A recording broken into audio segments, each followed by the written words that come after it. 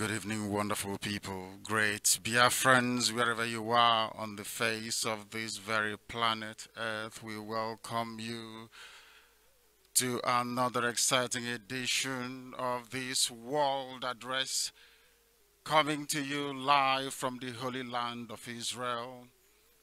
The time now here is approximately a minute past the hour of 7 p.m. We welcome you wherever you may be listening from. Good morning, good afternoon, good evening, and good night to some of you, because Radio Biafra radiates across the entirety of this very planet Earth. And it is my unique privilege to ask you to welcome people. As I welcome you, go and tell your friends and your neighbors. Tell them Radio Biafra is on.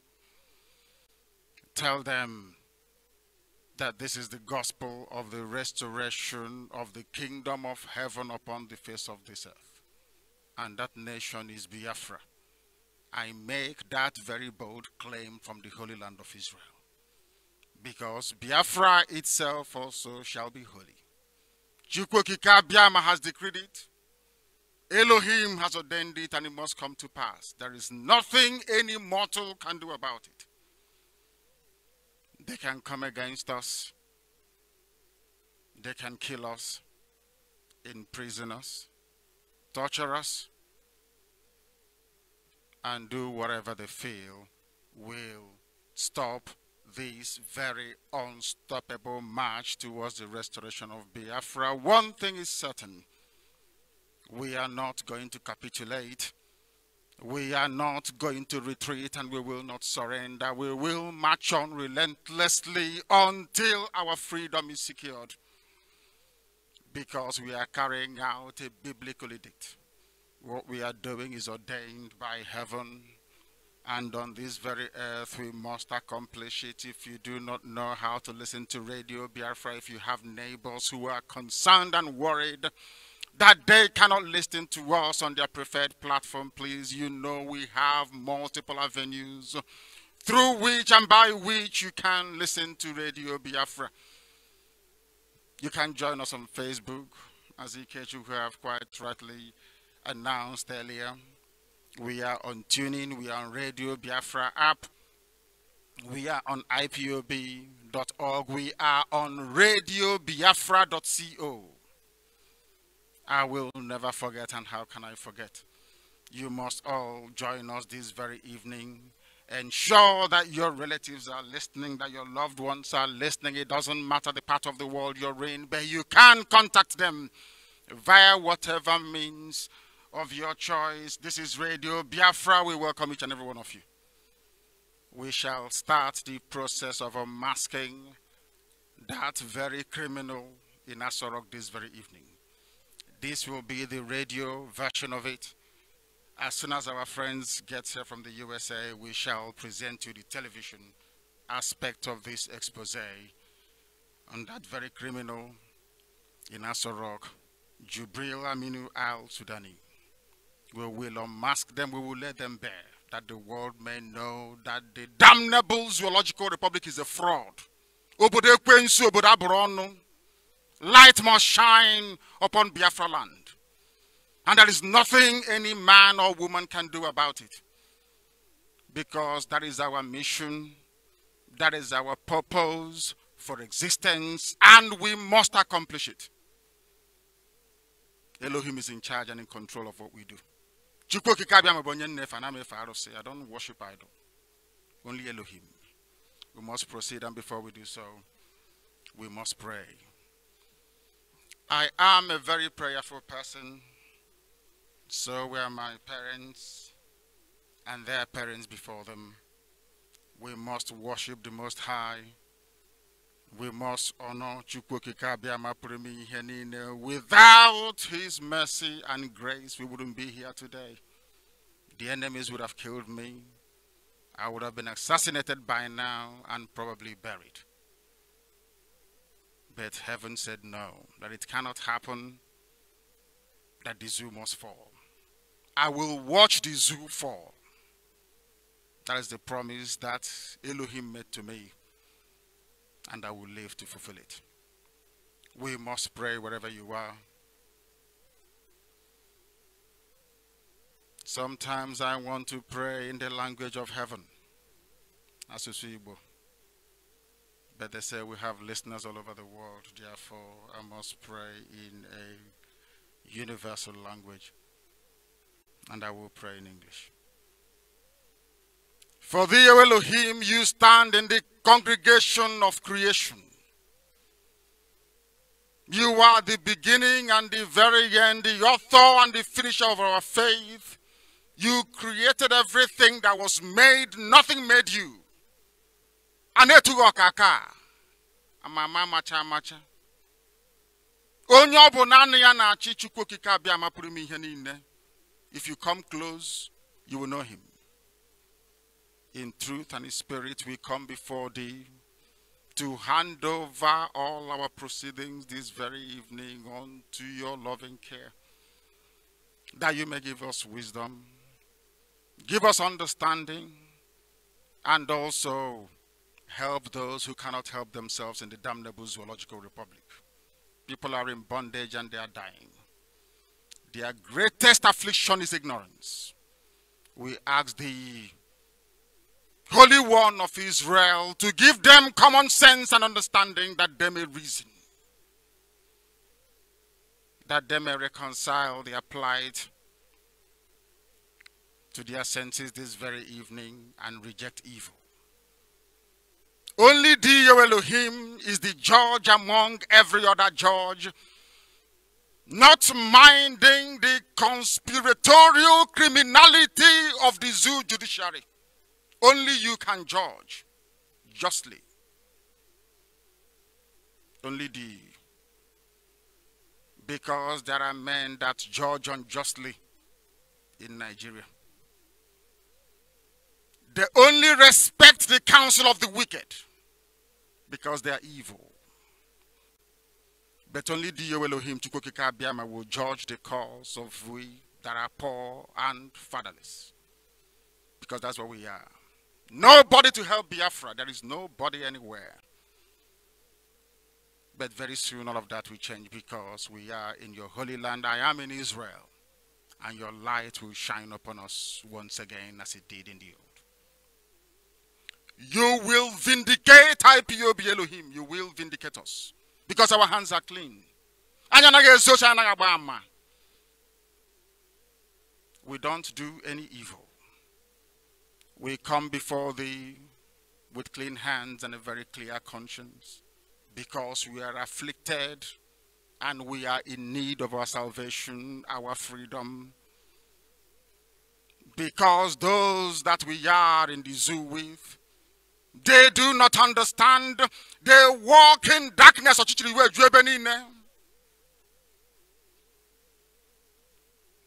But tonight we shall shake the foundations of the zoo, because Nigeria must fall.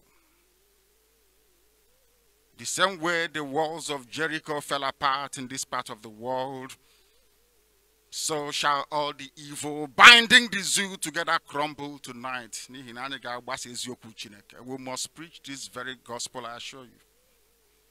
The gospel of redemption, the gospel of hope, and above all of truth. We will preach it here, that all honor and glory may belong to the Most High. Those that we are surrounded with, they do not understand. For even Elohim himself has said, it is apportioned unto man, unto mortal flesh. One day they must die, as Jubril have passed on. Buhari has passed on and Jubril has replaced him.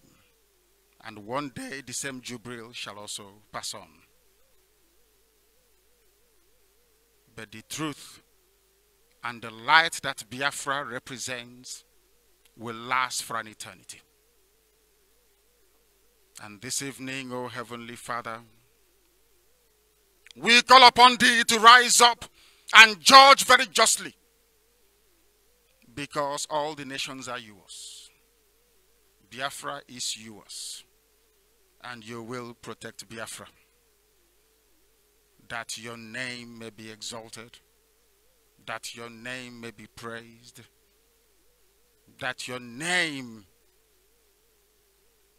may reign over all of our lives in total submission unto your grace and your mercy forever and ever, we pray.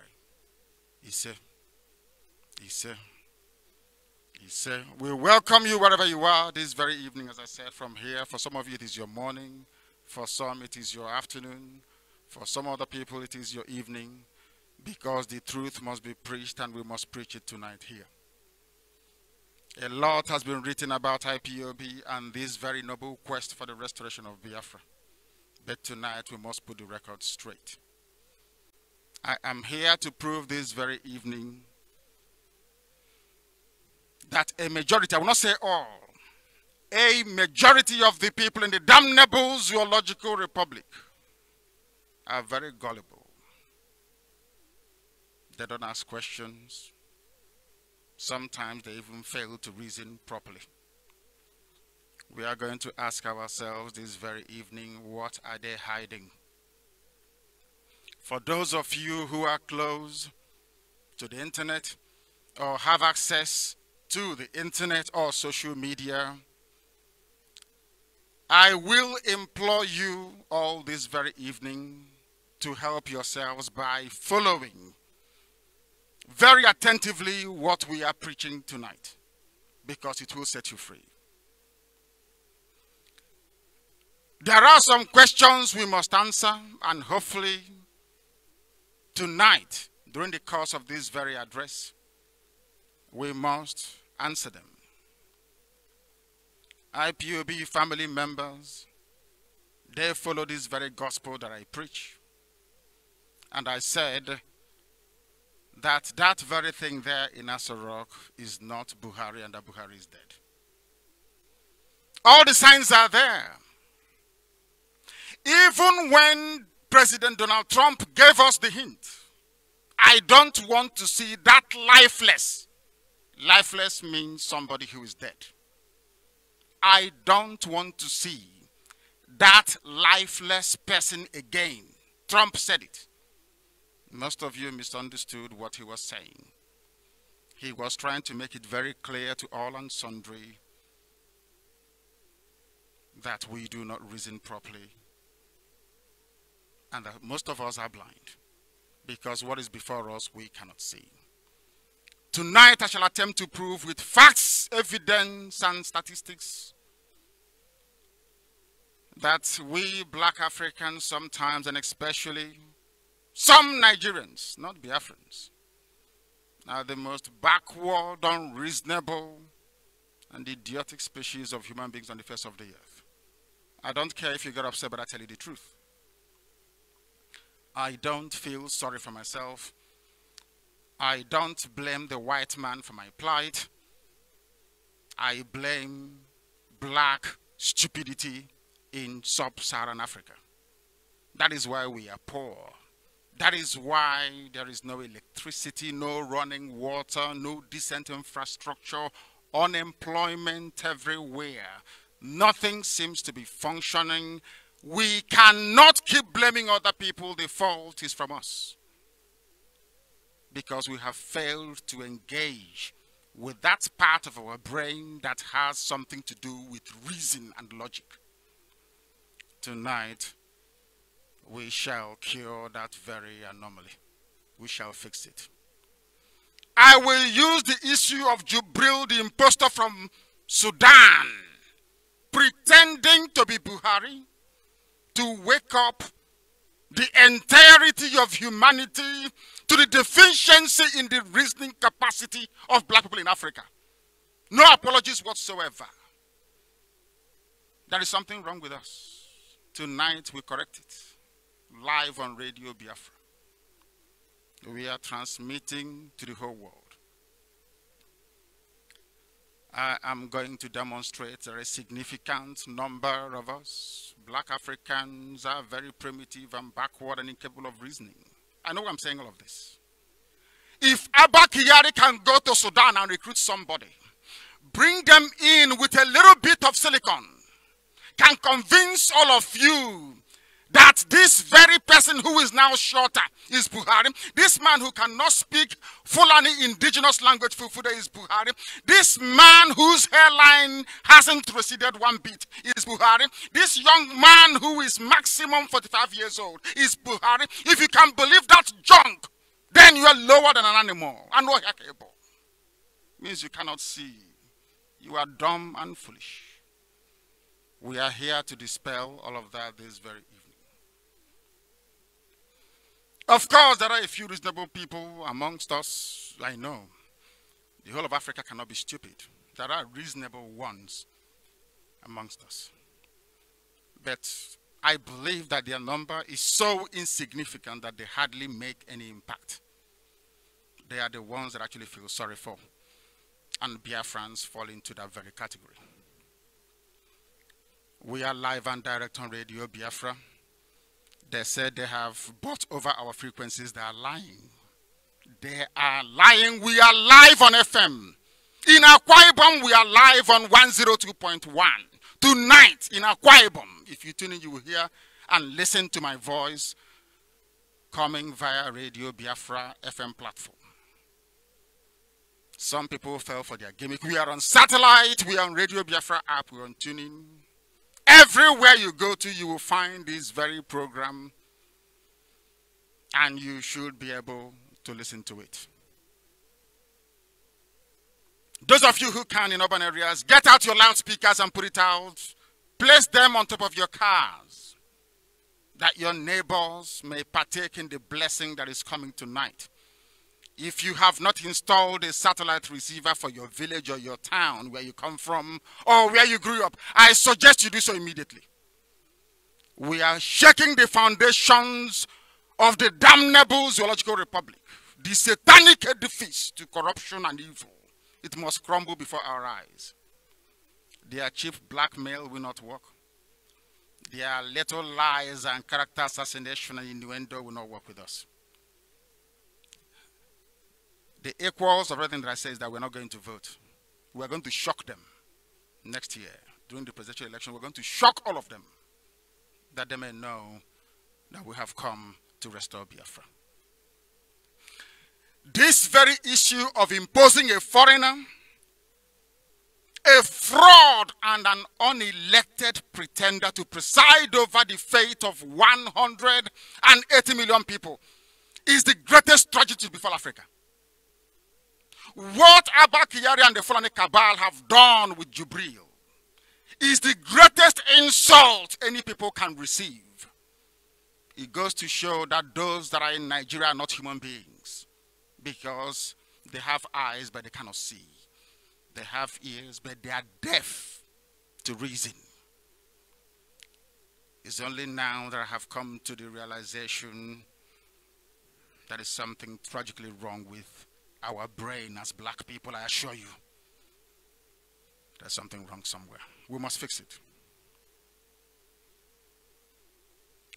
This historic fraud of Jubril was not perpetrated by Europeans.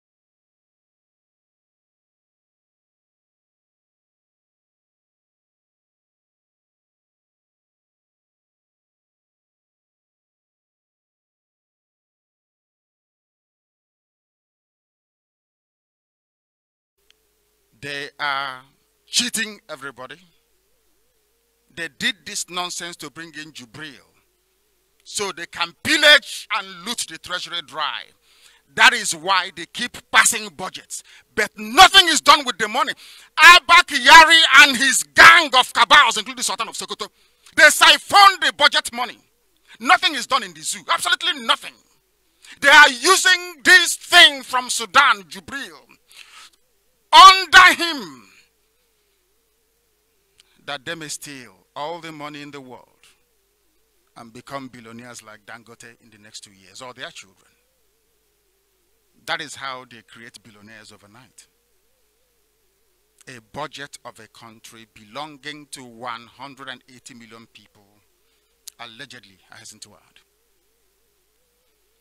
What did they do with the 2015 budget? What did they do with the 2016 budget? How about 2017 and also 2018? Nothing, absolutely nothing. They still everywhere dry. They claim they are fighting corruption when they themselves personify corruption, avarice, and greed.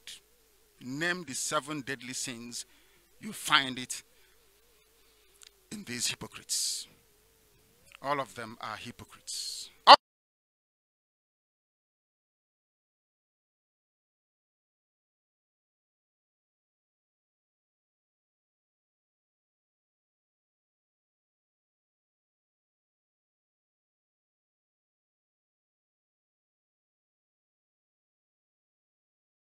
This joke from Sudan. He doesn't even look like Buhari. Why hasn't he addressed any live press conference? You know, where journalists can ask questions. Like, please tell us the part of Katsina you come from. Can you address us in Fulani language? No, he will never ever present himself because he's a fraud. No more Aisha beside the husband. Even Aisha Buhari went as far as saying, do not vote for him. But some of you will not listen because you're deaf and you're dumb. He claims he is Buhari. Simple, Fulfuda, he cannot speak. He never meets the people. Only when it is all choreographed for him, prearranged and packaged. Suddenly, this man does not fall sick again. Somebody that had a major brain surgery. He had tumor growing in his brain, if some of you can remember, that was affecting his hearing. The late Buhari had brain tumor. How can somebody that underwent such complicated procedure, like brain surgery, had a sizable chunk of his brain removed, not require any clinical follow-up or examination after such a huge surgery? It's up to you. But they have medical doctors all over the place in Nigeria. Some of them are doctor, which means they have PhD in medicine. Ask any of them, ask any doctor near you. How is it possible that somebody can undergo a major brain surgery and never go for any follow-up after that? We must proceed. He doesn't fall sick again. This is a new, brighter, younger Buhari who doesn't feel the need to be seen with his wife anymore. Remember when, what is Buhari's daughter's name again? I used to tweet from Asorok. When was the last time Zara tweeted from Asorok? Not anymore. Because daddy is no more. And I respect them for one thing. At least they can't pretend that this Sudanese is their father. This very man from Sudan. This very young, bright young man. Look at his fingers, look at the back of his hands. After this program tonight, anybody who goes on blaming white people for poverty in Africa should be hanged. Europeans are not your problem. Our problem is in our brain. Stupidity, that's what it's called. Ignorance. Tonight we cure it, once and for all. When this very shameful phase is over, as I said earlier, Abba Kyari will be one of the richest men in the world. And most of you Nigerians will carry on in your blissful ignorance as if nothing happened. You remember last week I issued a challenge to all Nigerians to demand that Jubril remove his cap. If he is confident that he is Buhari, Buhari will issue on my receding hairline.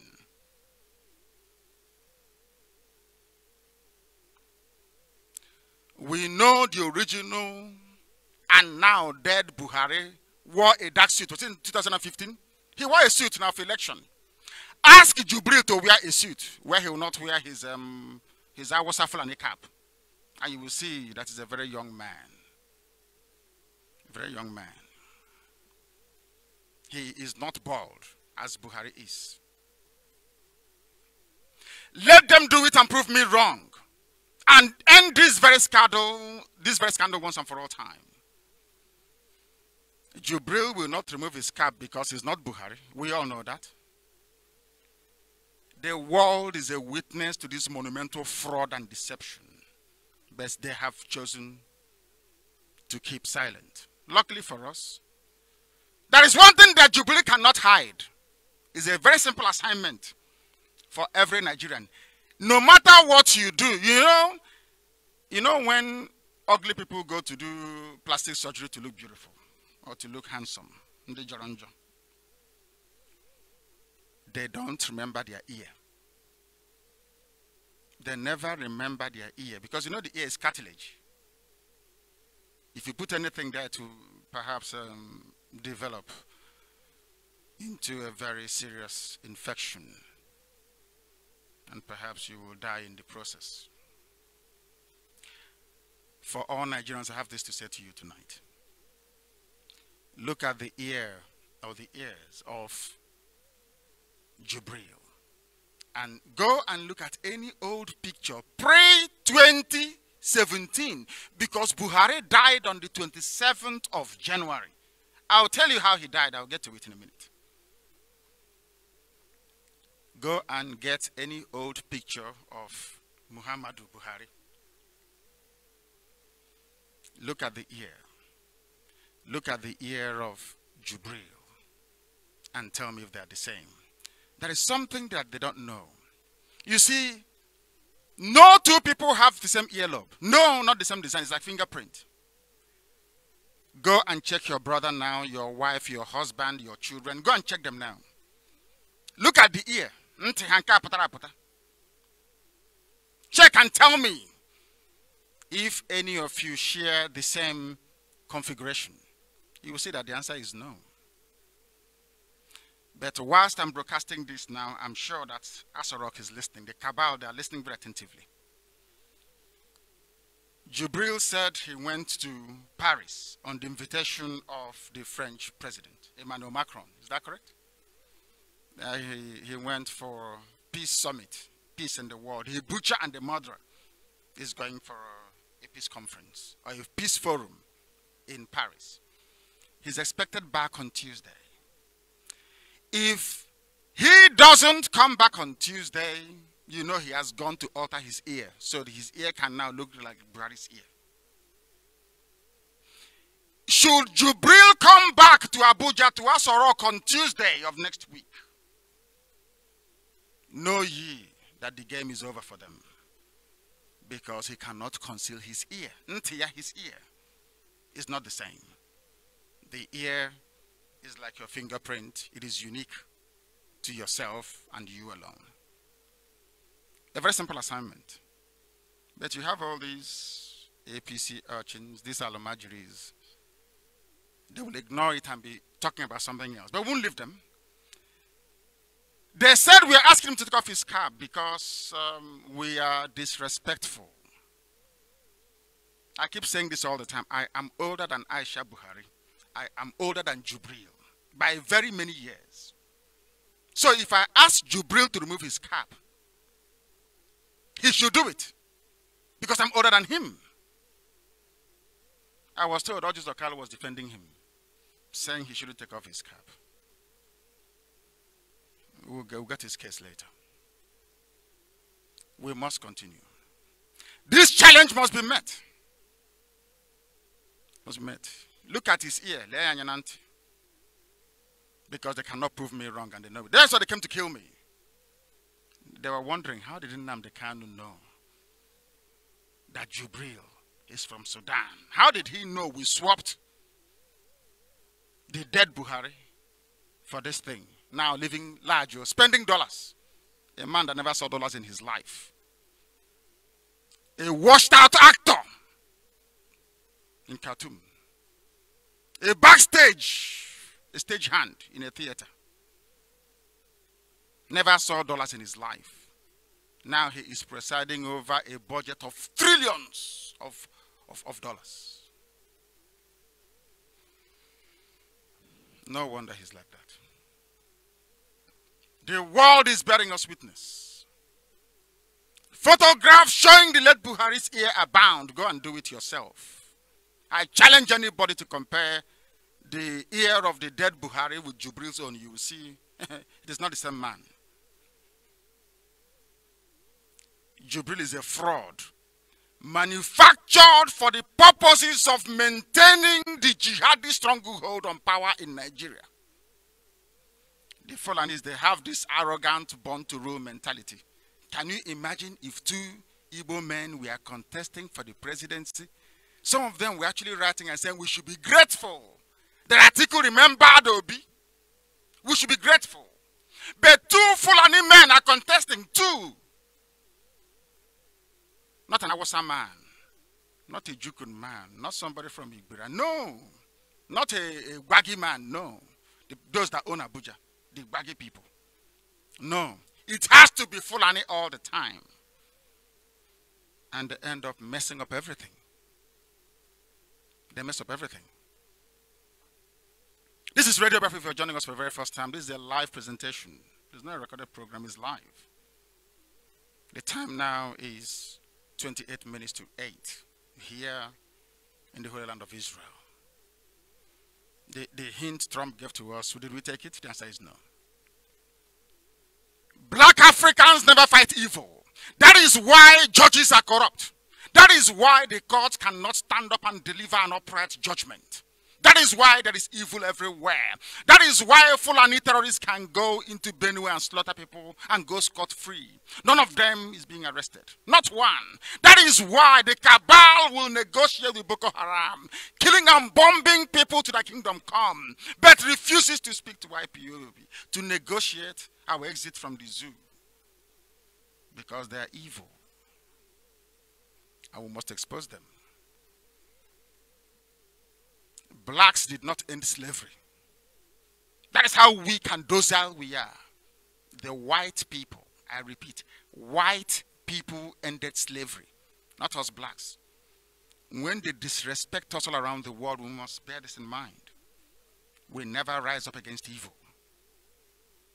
Of course, except for Haiti. And that rebellion was led by an Igbo man. We'll get to that later.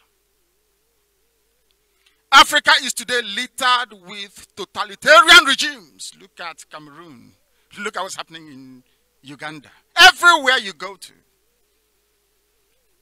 you have one idiot in power who will refuse to go, and there is nothing anybody can do about it.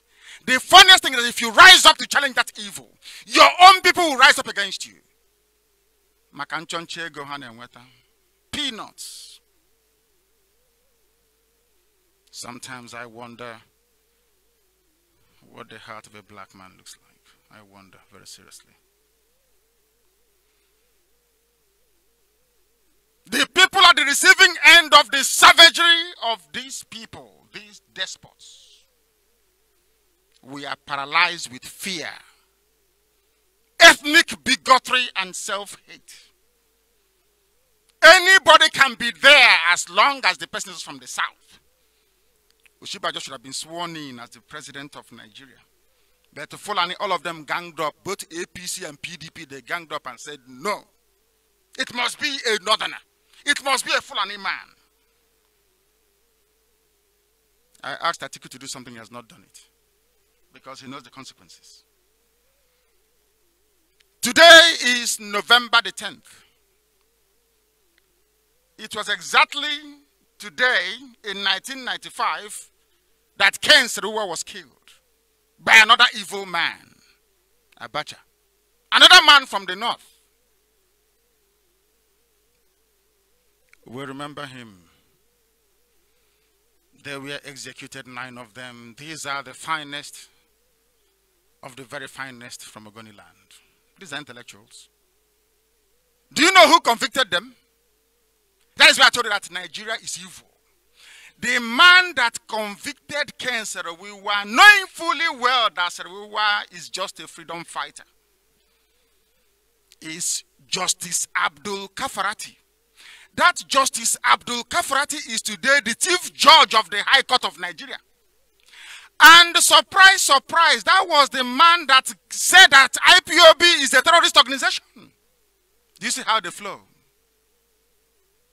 The more evil you are, the more you rise up in the judiciary. That is why they want to blackmail Binta Nyako into oblivion. Because of me, they arrested Binta Nyako's husband and son. They claim they are being tried by EFCC. So that if Binta Nyako were to acquit me, they will jail the husband and the child. That's how evil the zoo is. That's how bad they are. But she courageously gave me bail. She knew I did nothing wrong. She knew it. They were pressuring her. Revoke his bail. And she said no. That I've done nothing wrong. They don't know all these things. They called her to a meeting in Maiduguri where they were insulting her. That didn't work. They took her to another meeting in Sokoto where they called all the northern, I don't know if I would call them leaders, to be insulting her because of me. That she should have jailed me. That nothing will happen. That Igbo leaders have signed up to it. That Ohaneze is with them. Ohaneze and Dioshi. I will come to the meetings they've been holding against me and IPOB later on. But Binta Nyako stood strong. I'm not sure at all that the intimidation she's been forced to endure will ever stop. I don't think so. Good people like that never get to become the Chief Judge of the Federation. Kafarati Abdul Kafarati killed Kesarawiwa. Today he's the Chief Judge of the High Court of Nigeria. He granted ex parte motion to the government of Nigeria designating me a terrorist. He was rewarded. And I'm sure they're saying to Binta Nyako, if you jail him or convict him, there is a reward for you. Do you see how Nigeria works? They don't understand what justice and law is all about. No. These are black, evil people from Africa. Evil people. Darkness and evil. We must continue. I remember this very evening, Cancer Wiwa, Dr. Barine Kiobel, Mr. Baribo Bera, Mr. Nudu Lewu, Dr. Felix Nuate, Mr. John Puine, Mr. Samuel Orage, Mr. Paul Lebura, and Mr. David Boko. May their soul rest in peace. They are freedom fighters for Ogoni. And we are going to get it. And Ogoni will be free. Ogoni will be autonomous. Ogoni will elect their own leaders. Ogoni will control the resources in their land. They will control it. We are getting there. So they shouldn't despair. We remember these brave and gallant men. Have you forgotten that Dasuki and El Zagzagi are still in prison? Have you forgotten that innocent IPOB family members are still in jail? Why are they in prison? I have not forgotten Jubril. I'm coming to him. I want to build a case to let the world know how evil and wicked Nigeria is. And why they did what they did with Jubril when Buhari died. We are building a case against them. Did the court say that Dasuki should be freed on bail? Yes. Did the court say that El Zagzagi and the wife should be freed on bail? The answer is yes. Now ask yourself this question. What are all the judges in Nigeria doing? Why haven't they gone on strike to say if you cannot obey simple court order, our job is meaningless? But no, they will run to John Soho, that most corrupt of all the corrupt judges in the zoo, to go and buy another ex parte motion. I'm coming to that because I'll demolish it. This is going to be a very long program. You know, we are blacks. We don't concentrate for long. I remember when I was small, they were trying to teach us how to read. Mrs. Akpame, God bless her wherever she is. I keep saying, talk about all the time. We have a reader. You know, you have to read as a child. And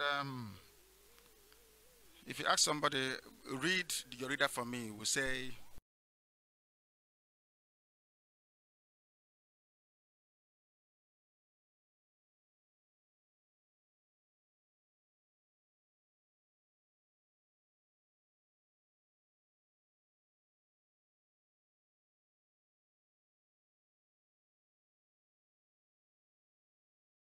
for broadcasting. You must bear with me tonight because we must preach this very gospel. The only thing I will do is I will, you know, for 4 years I've not been training very well. So if you get me something to drink, I will very much appreciate it as we proceed. You know, here we don't hide anything. We're IPOB. Everything is open. Everything is out in the open. I have no secret.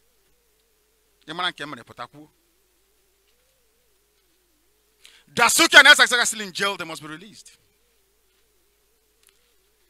They never took them to Binta Nyako, Nnamdi Dimba, Justice Kolawale, Justice Ademola. These are good judges in Nigeria, I'm telling you. They will not take them to these judges. Because when Binta Nyako gives you bail, Binta Nyako will tell the people there, he has bail. Don't go near his house, so don't do anything. But of course, they defied her. They came to kill me. Because they didn't want to take my men to Abuja. I promised them I was going to bring 2 million men. And they know I would do it. Instead, they chose to come to kill me. When some reporters that are writing for Tinubu Nation newspaper, when they report it, you wouldn't know. You would say, oh, Nnamdi Kanu, where is he? Did he jump bail? Tinubu's newspaper will not tell you that the army came to kill me and killed 28 people in the process. No, they won't tell you that. And they want me to be in the same country with them. Hypocrites and liars. Evil people. Some people shouldn't practice journalism in Nigeria, honestly. Do you see how evil the politicians are? That is how some journalists are. They see the truth and they twist it upside down because they are evil. Or because they don't want BIAFRA to be free. Because of my case, as I said earlier, Justice Binta Nyako is under the radar and being watched. Any right-thinking person will know that I'm without fear before my enemies. I broke army cordon time and time again. Until Ohaneze and a few people that call themselves Igbo leaders, I'll mention their names later, plotted with the zoo to come and assassinate me. Until today, I remain convinced that somehow maybe they notified the British government, I don't know. But I will find out eventually.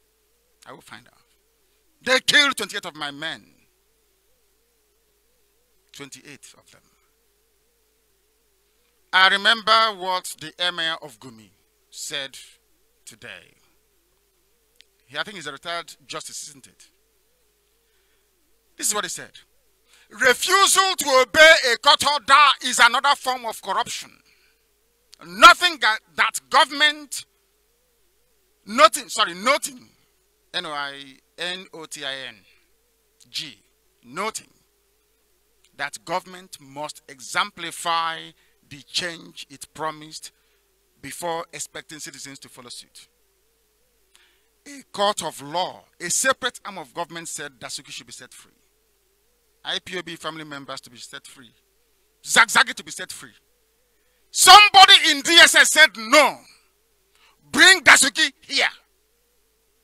And you claim you are in a democracy? You want to go and vote next year? Are you not stupid?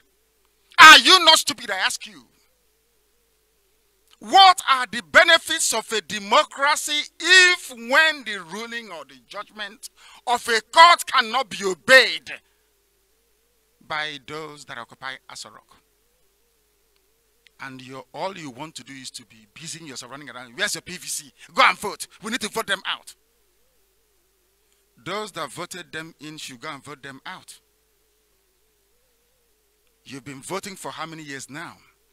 Do not vote February of 2019. Believe you me, your lives will change for the better.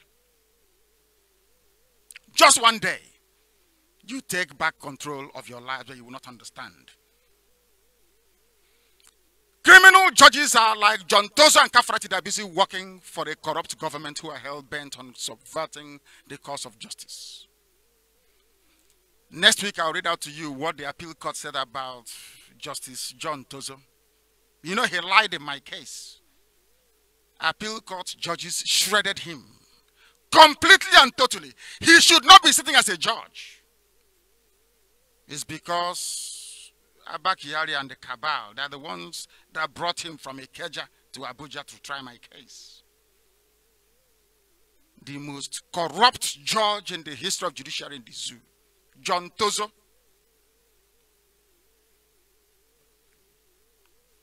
We must continue. A judge.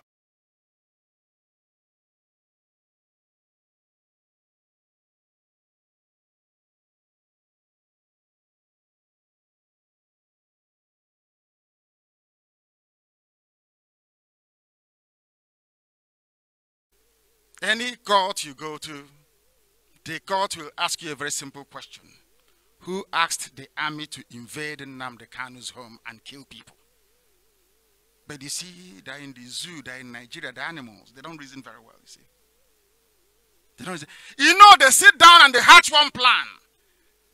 If you do this, IPOB will fall. If you do this, you might get Nnamdi Kanu. And they give the idiot money. They give them money. And they give some to John Tozo and say, please sign. Always ex parte in the judges' chambers. Why don't you come to an open court to argue it? Because you know you have no jurisdiction. You have no legs to stand on. A corrupt, dark soul from Africa. Evil man, John Tozo. You hide in your office and you scribble something. It's ex parte. And the idiots that write for some Yoruba newspapers will be jumping up and down. I feel sorry for the black man. The way he reasons. Very, very distressing, I tell you. This is Radio Biafra. If you're joining us for the very first time, we welcome you wherever you are. Here we preach the truth. Is everything okay at all? Is everything okay? We must continue. You even have Sani Abacha Road in Iguacha. Oh dear me. Unbelievable. Unbelievable. Sani Abacha Road. Unbelievable. Incredible. And today, is there anybody else that remember that today was the day they killed Ken Sarawiwa? I don't think so. I don't think so. I hope our signals are going out, everything is okay. Is that correct? We are on top. The zoo are lying that they shut us down. I am educated. How can you ever stop Radio Biafra? It's impossible. Who is the bastard who can stop Radio Biafra? It's not. We are unorthodox here. Some people say to me, you must speak like a head of state. And I said, no. The zoo is in the gutter. I climb into the gutter to fight them inside the sewage. If they climb into the dustbin, I follow them into the dustbin. And I fight them then and defeat them. They are not ashamed of themselves. Look at the idiots talking. Oh, soldiers came for him and he ran. How many soldiers, how many rifles? If I have the same number of guns, I will take the entire zoo. I'll bring it down. For your information. The zoo is in trouble because I'm here. And they know it. They know they're in very serious trouble. Very serious trouble. We must continue. I will not bother to go into the nitty-gritty of the suit, the so-called mandamus. I will disgrace Tozo until they sack him as a judge in the zoo. I will shred him to pieces. The whole world listens to Radio Biafra. I said the whole world, everybody listens. The government of Israel and every other government in the world, because they know I preach the truth. They know what I tell them is the truth. But we must continue. Ebonyi State is live. They're saying we are live in Ebonyi State. Who is the zoo to stop Radio Biafra? They're drunk. Look at Okorocha and all of APC. We must talk. Everyone is an if I talk, this will happen. If I talk, ask them, ask Okorocha and those the saying if I talk and Governor Motion. Ask them, what is it you want to say? Is it not that Jubril is not Buhari? That's what they want to say. Do you see how the zoo works? Okorocha is hoping to leverage on the fact that he knows Buhari is dead to blackmail APC to make his son-in-law the governor. When Oshomole said, no, I will not do it, he said, if you push me, I will talk. Oh. That is the zoo for you. And when I call them a zoo, they start getting upset. I am the only person that had the guts to tell the whole world. I was in my father's compound when I said it. That Jubril is fake. I said it before anybody else knew. I know his name. I know what he does. I know the day they recruited him. Sometimes they wonder how I know. I cannot run a worldwide organization without having people in Aso Rock that give me information. That means I'm stupid. I have people inside Aso Rock that give me information. If they don't know, let me tell them now. The day Buhari died, I know. Do you know that Buhari's aircraft made a stopover in Casablanca to pick up a life support machine? You don't know that, but I'm telling you now. Go and look at the log of Buhari's flight when it left the zoo. Ask them, they will tell you. They left the zoo on around the 17th or 18th. In fact, on the 18th. I was in court on the 17th. He saw me, he collapsed, and he died. Just merely looking at me. Buhari won. That he would die, and he died. They made a stopover in Casablanca in Morocco to pick up a life support machine because the Dulad of Daura stopped breathing. By the time he got to London, he was virtually declared brain dead. I have all the facts and figures, and I'm giving it to you tonight. Only me could have said it. The case of Jubril is an international conspiracy of immense proportions. Even Igbo politicians are among them. Igbo, Yoruba, Igbo, Awusa. Do you know what they said? Okay, if we agree that Jubril is not Buhari, Nnamdi Kanu would have won. The zoo will collapse and Biafra will come. That's why they said, no, let's not give him the credit. But Elohim sent me, not man. Elohim said I should come, and I came. That light may come where once there was darkness. That is why we do what we do. Without fear before anybody. If Zoo was strong, why didn't they come one after the other? Than sending a platoon of soldiers and armored tanks, Air Force jets to come to my house to bomb me. Cowards they are. We must continue. Sultan of Sokoto, Bukola Saraki, Rochas Okora Wosa, all of them can testify that Buhari is long dead and replaced by that thing from Sudan. This is an open season of blackmail. We shall go through some of them now. Olushola Oke, you know him. He's an APC chieftain from Ondo State. Is there anybody from Ondo State who doesn't know Olushola Oke? You know him? APC should not force me to talk. Oh, that's what he's saying. Talk about what? Are you going to talk about NEPA, electricity, or is it water? Or is it about Ajokuta steel mill? What are you going to talk about, if not Jubril? Rochas Okorocha said, if I talk, Aso Rock will be burnt down by Nigerians. Why is it that we have journalists who prefer to write junk rather than going to Okorocha and asking him, do a bit of investigative journalism. What is that thing that what is it that you want to say that will make us go and burn down Aso Rock? And Okorocha will tell you that Jubril is not Buhari. You know Governor Amos of Lagos State. If APC pushes me, I will talk.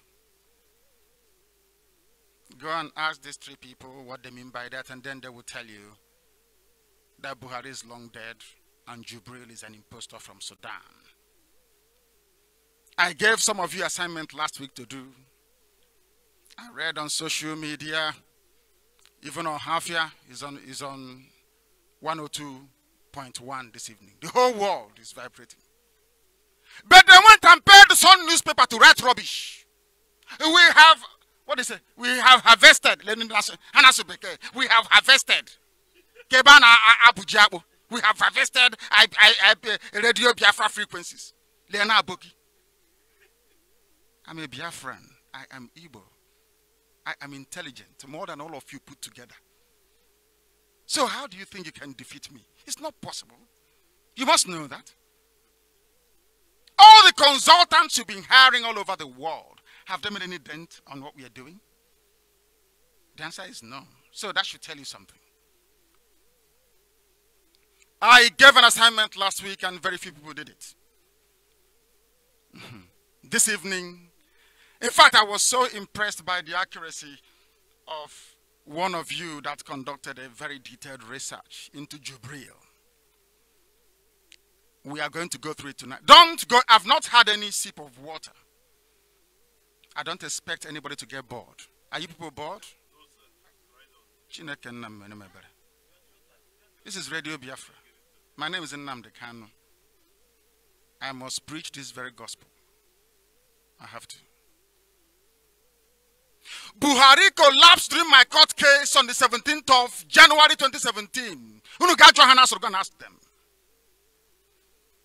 Elohim sent me a message. I was in prison. And said I must tell Buhari to let my people go. And we sent that message to him. Do you know what Elohim told me? That if Buhari hears my message, he will go deaf, dumb, he will collapse, he will never wake up again. I want to tell you this. I sent the message to Buhari, and he got it. He collapsed. He was rushed immediately to London via Casablanca in Morocco. His presidential jet made a stopover. You know, they're so stupid. They don't know that every flight has a log. How do you think I found out Buhari was in Saudi Arabia? The presidential jet left London to Saudi Arabia. Osu Buhari. They don't know who they're playing with. I see things many years ahead before it happens. People say I'm a prophet. That's what I do. We must preach this gospel. In Casablanca, go and check the log of the presidential jet that Buhari took out of the zoo on the 9th, 17th, 18th of January. They picked up a life support machine in Casablanca. Buhari was put on a life support machine inside the presidential aircraft and flown to London. He got to London, he underwent brain surgery to remove a tumor and release the pressure on his brain. The surgery they were claiming was partly successful, but Buhari was too weak and was declared brain dead on the 20th of January 2017. I give you timeline and date. Where they are now, they are suffering from severe cold. Their bodies are shaking.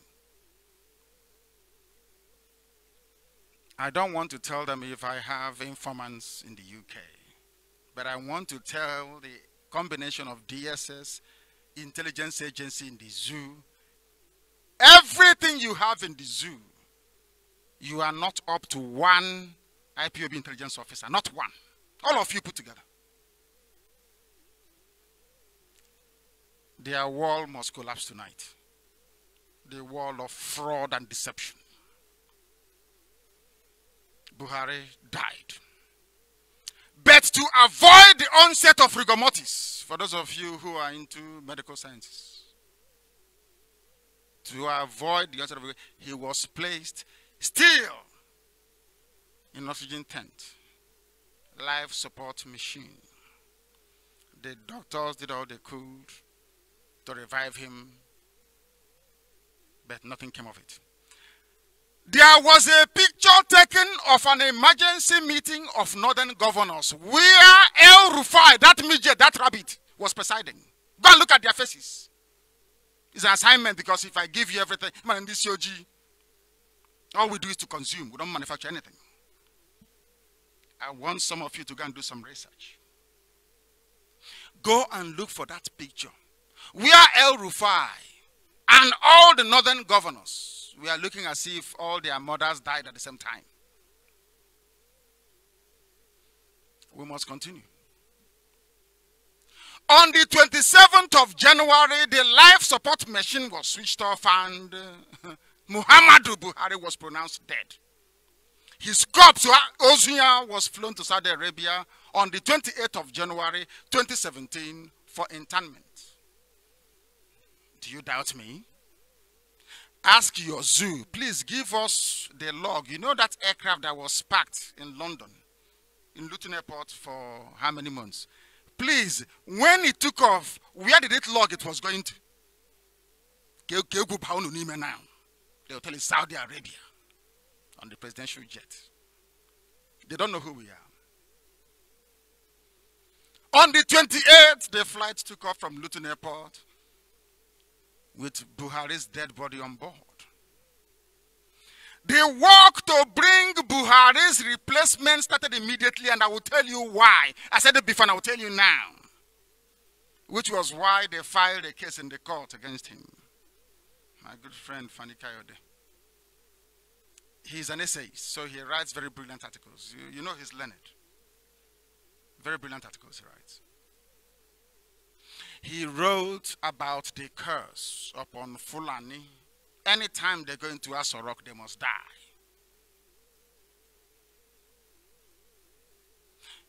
You know that Yaradua died in Aso Rock, and so did Buhari. I don't want to say anything about, what's his name?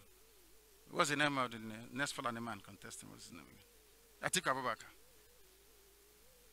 He should be very careful. We must proceed. The work to replace Buhari started almost immediately. A few senior APC members were taken into confidence and informed about the switch from Buhari to Jubril. Those months of silence was when they were undergoing extensive test and plastic surgery. They recruited 4 people. 4. To test and see if they can behave like Buhari, or if the face can be molded to look like Buhari, because they were determined not to relinquish power. Go and ask every heavyweight politician in Yoruba land, in Igbo land, in Hausa land, they will tell you in Fulani controlled territories, because there's nothing like Hausa. Hausa, it doesn't exist anymore. They only have language. Fulani controls them. There's nothing like Hausa, so I say Fulani. In Fulani controlled areas, go and ask them. Ask each and every one of them. They knew. Some were paid hush money to keep quiet. Do you remember when Aisha came back from Saudi Arabia and they asked her at Abuja airport, where are you coming from? She said, I went to perform a lesser Hajj in Saudi Arabia. That was when she was returning from her husband's funeral. It's all there. Look at their faces. She should have worn black. But they wanted to disguise everything. So none of you will be the wiser. None of you will be. Because they will say, after all, you're Nigerians, which means you're animals in a zoo. You don't know anything. So why bother?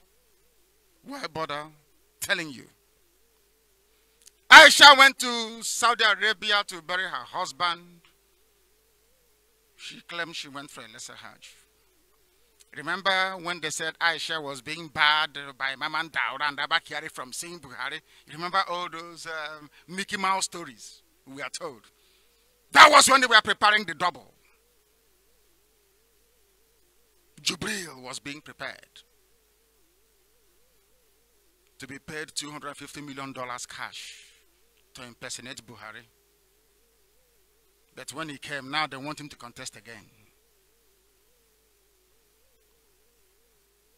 In June, July, a carefully choreographed drama of Buhari starting to receive visitors in London was played out on Channels TV. You know, it's an APC television. When PDP was there, the #1 TV station was AIT. You know, they all have their TV stations. Now, PDP is no longer there.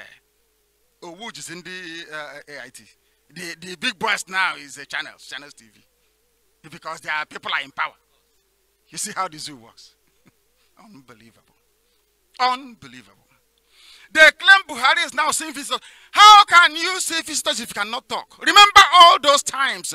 Jubril never said a word because they were still training him on his voice coaching.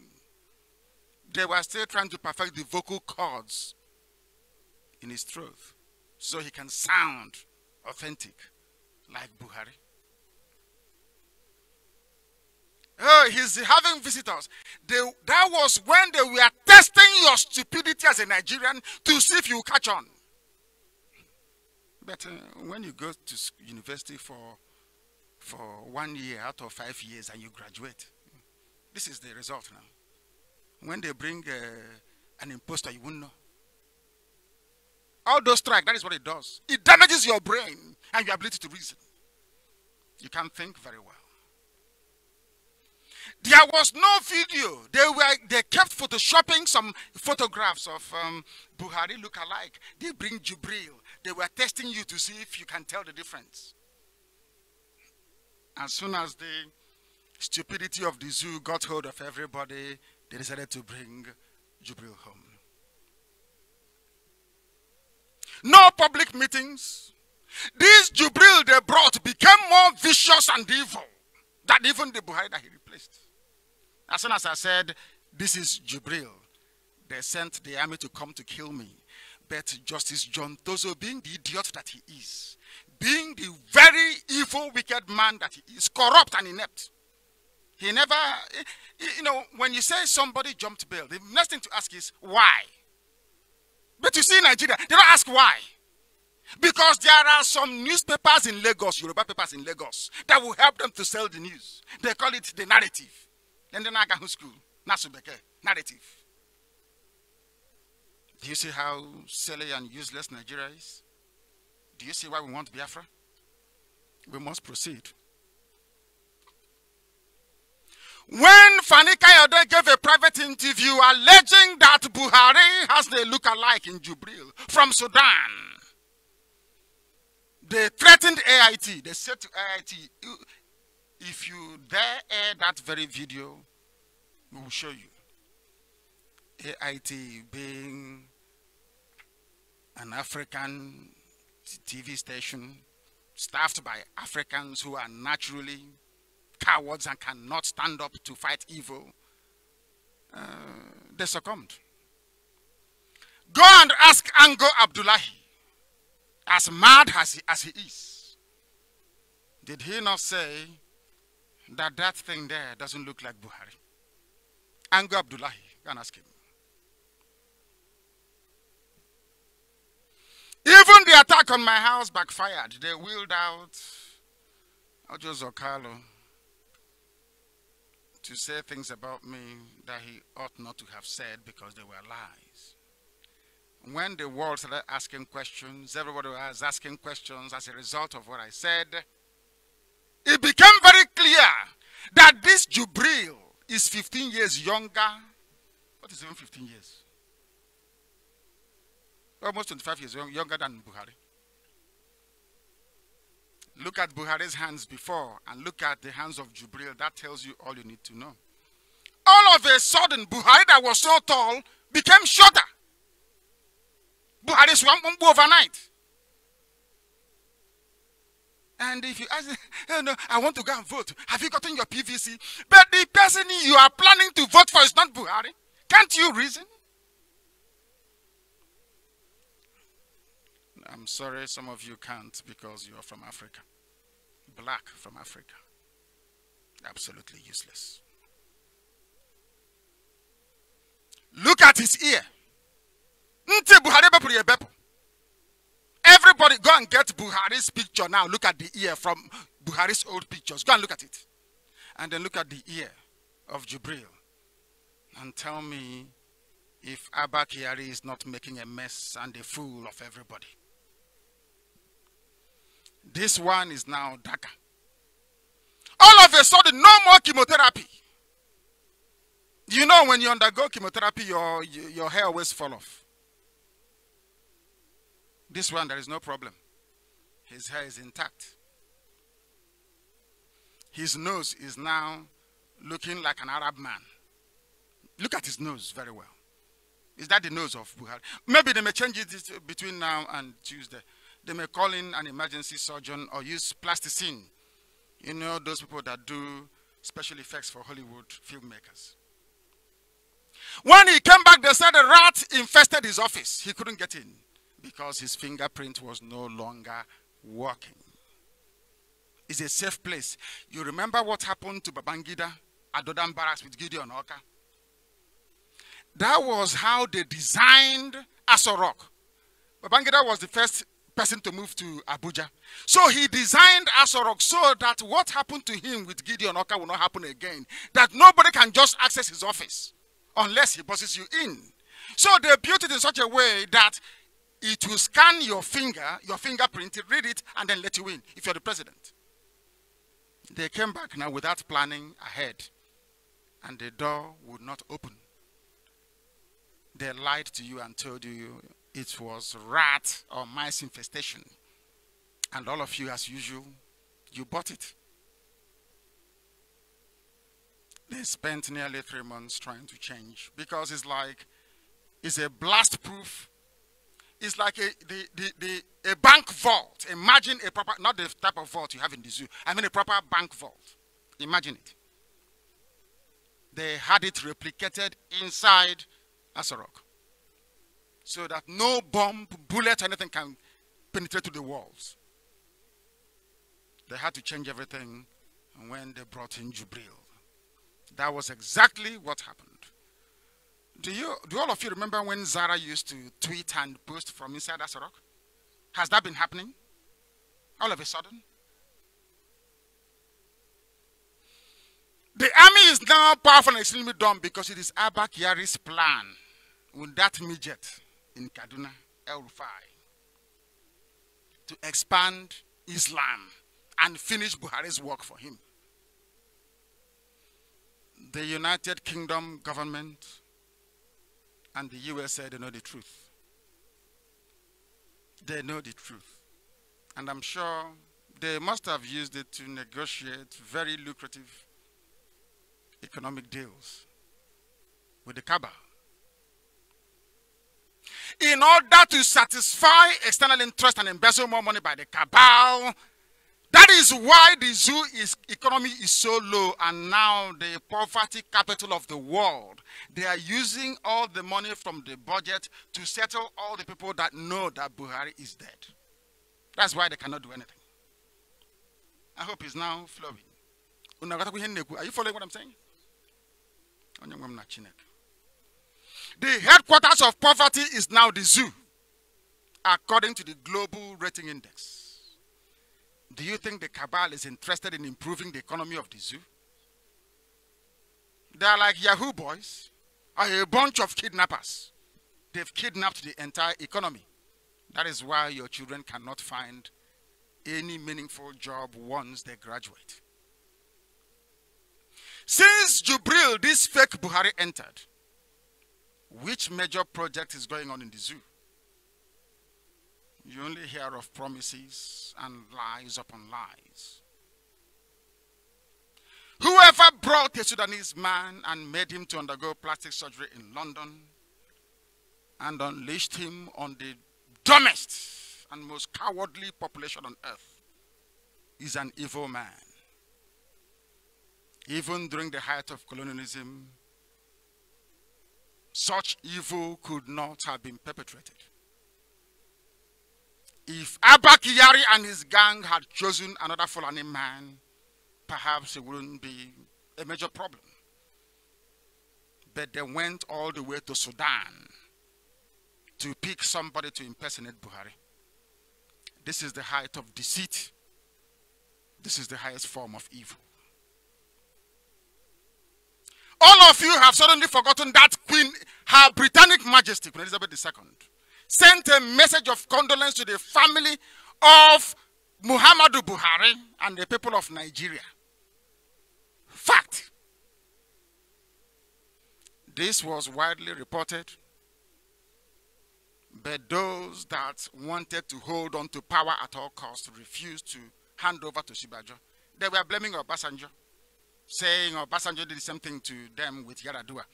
that he's doing the same thing again to them now with Buhari. So they won't agree. Go and ask Atiku Abubakar, the PDP presidential candidate. Ask him. Tell me, ask him in the name of Allah.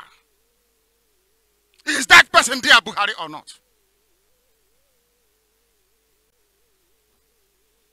And then you get the answer from him. Everybody knows that a doormat has more value than the position of a vice president. We all know that. That Jonathan got there was sheer luck.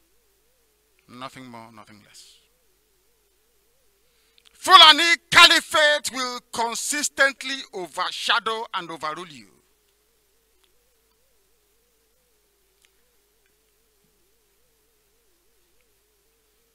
The message from Queen Elizabeth got a lot of people thinking.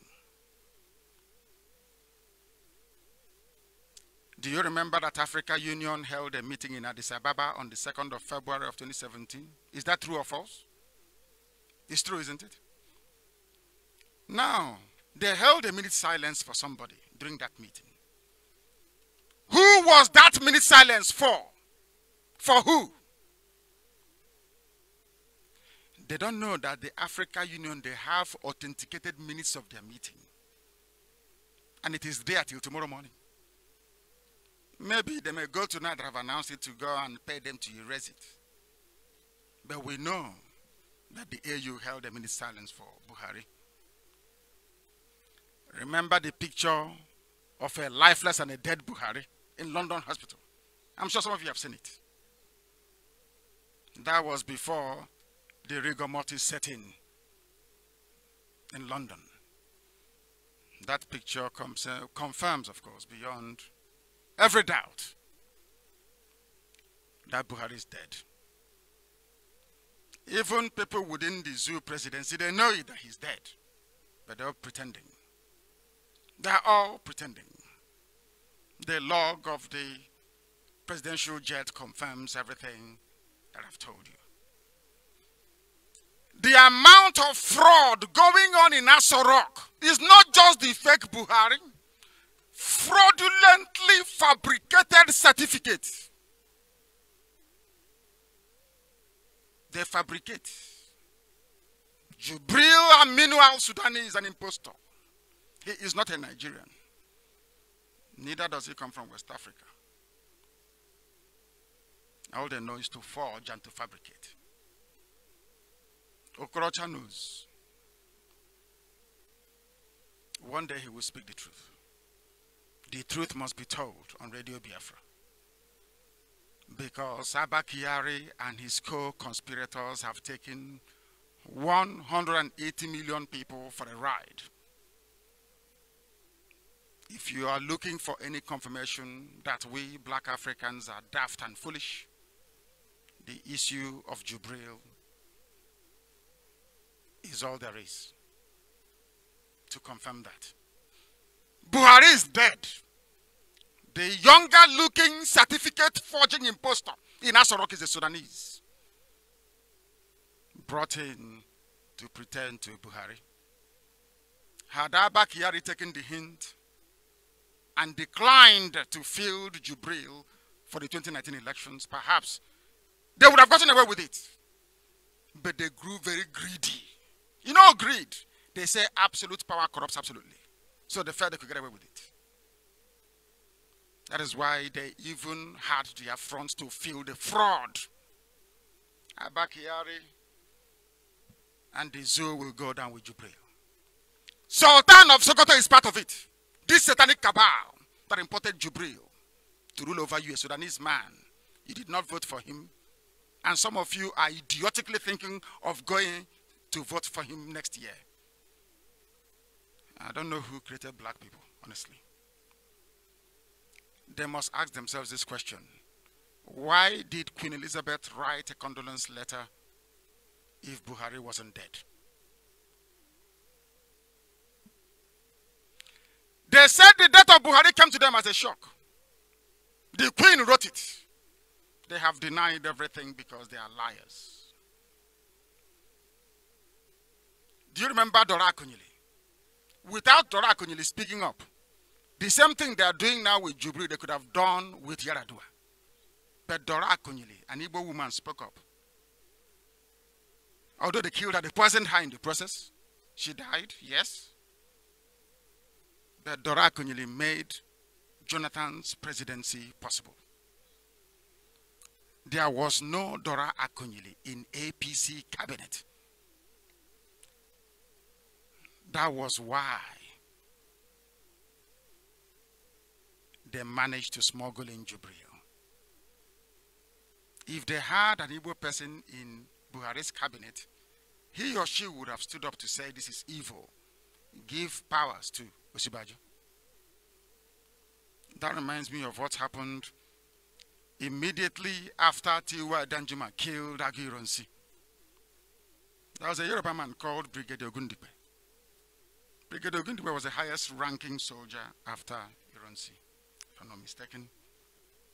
And it fell to him to assume command of the Nigerian Armed Forces and by virtue become head of state. And our Fulani recruit took a Mark IV into his office. And Ogundipe fled. He signed over to the north. That was how Gowon became the head of state. Had Ogundipe said, no, I will be the head of state, there wouldn't have been any civil war. There wouldn't have been any Biafra Nigeria war. This is raw history that I'm giving to you. Some of the Yoruba people in APC, they didn't do what Dora Akunyili did. These are some of the intrigues that Nigerians are not aware of. Not aware of it. And that is very, very sad indeed. Extremely sad. This is Radio Biafra. If you're joining us for the very first time, we are here to make sure that we preach this very gospel, that the world may know that Chukwu Abiyama asked us to come. We must preach it. We must preach it. If you know Jubril where he is, look at his ears. That will tell you all you need to know. Go and bring Buhari's former pictures and compare it with the Jubril that you have in front of you. And then you will understand what is happening. You will come to appreciate what Radio Biafra is doing. Go and tell your people not to vote next year, because the person you're planning to, whose name is on the ballot paper, is not a Nigerian. He is from Sudan. That is a fact. Some of you may remember that Prince Charles came, didn't he, to the zoo? Did he not come to the zoo? Do you know that diplomatic protocol demands that if a visiting dignitary is coming with the wife, you, the recipient or the host, must also present your wife? Are you aware of that? Why is it that Prince Charles was at Asorok with the Duchess of Cornwall? Is that correct? Camilla Parker Bowles. Sorry, Camilla now Windsor, I'm sure. Did you see Aisha anywhere around there? But when Prince Charles went to Ghana to go and see the king, you know where he was sitting, and the king was on his throne, or his stool, I don't know what they call it. Did you not see the wife, the queen, speaking to Camilla Parker Bowles, or speaking to the Duchess of Cornwall? Did you not see it? Yes. Where was Aisha during the visit of Prince Charles and Duchess of Cornwall? These are the little things that you need to look at. It's like being a detective. Very simple things that should ring a bell. But none of you is aware of that. All of a sudden, Bukola Saraki is now taller than the president, when that wasn't the case before. At least they were the same height. Or Buhari was slightly taller than Saraki. At least the same height. All of a sudden, Saraki is now taller than Buhari. What about America Wonder? It's a miracle. A very big miracle. Unbelievable. Unbelievable. But we must continue. This is Radio Biafra. Wherever you're listening to us from on this very planet, it is a privilege, because here we speak the truth, the whole truth, and nothing but the truth. I have not done anything to the zoo, but they have come to kill me. They came to kill me and they couldn't. They turned around to say that I ran away from their country. You see how foolish they are? So when Tinubu ran away, being pursued by a batch, I didn't run away. You know, Yoruba media, he didn't. No, he didn't. No, Shoyinka did not run away. No. General Akinrode did not run away. He's a general, though. He ran away to London and US. No, he didn't. But because Nnamdi Kanu is fighting for Biafra, so let us make a mockery of anything he does. Lagos knows Ije.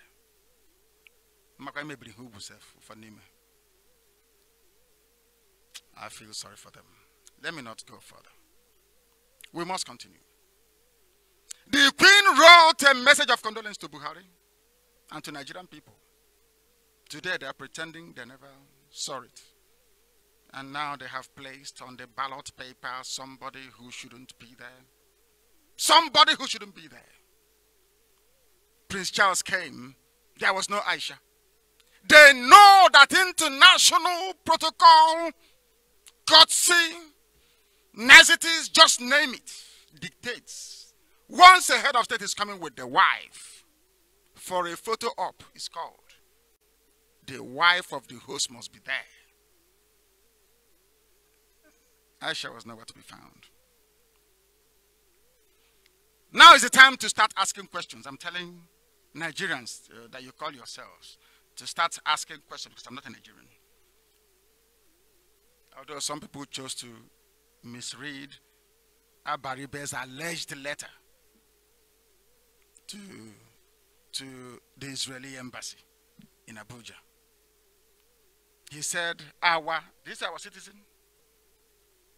I can't remember anymore. I am a Biafran. I am a Biafran, not a Nigerian. God forbid. Britain cannot say they know nothing about this. The Archbishop of Canterbury was wheeled out.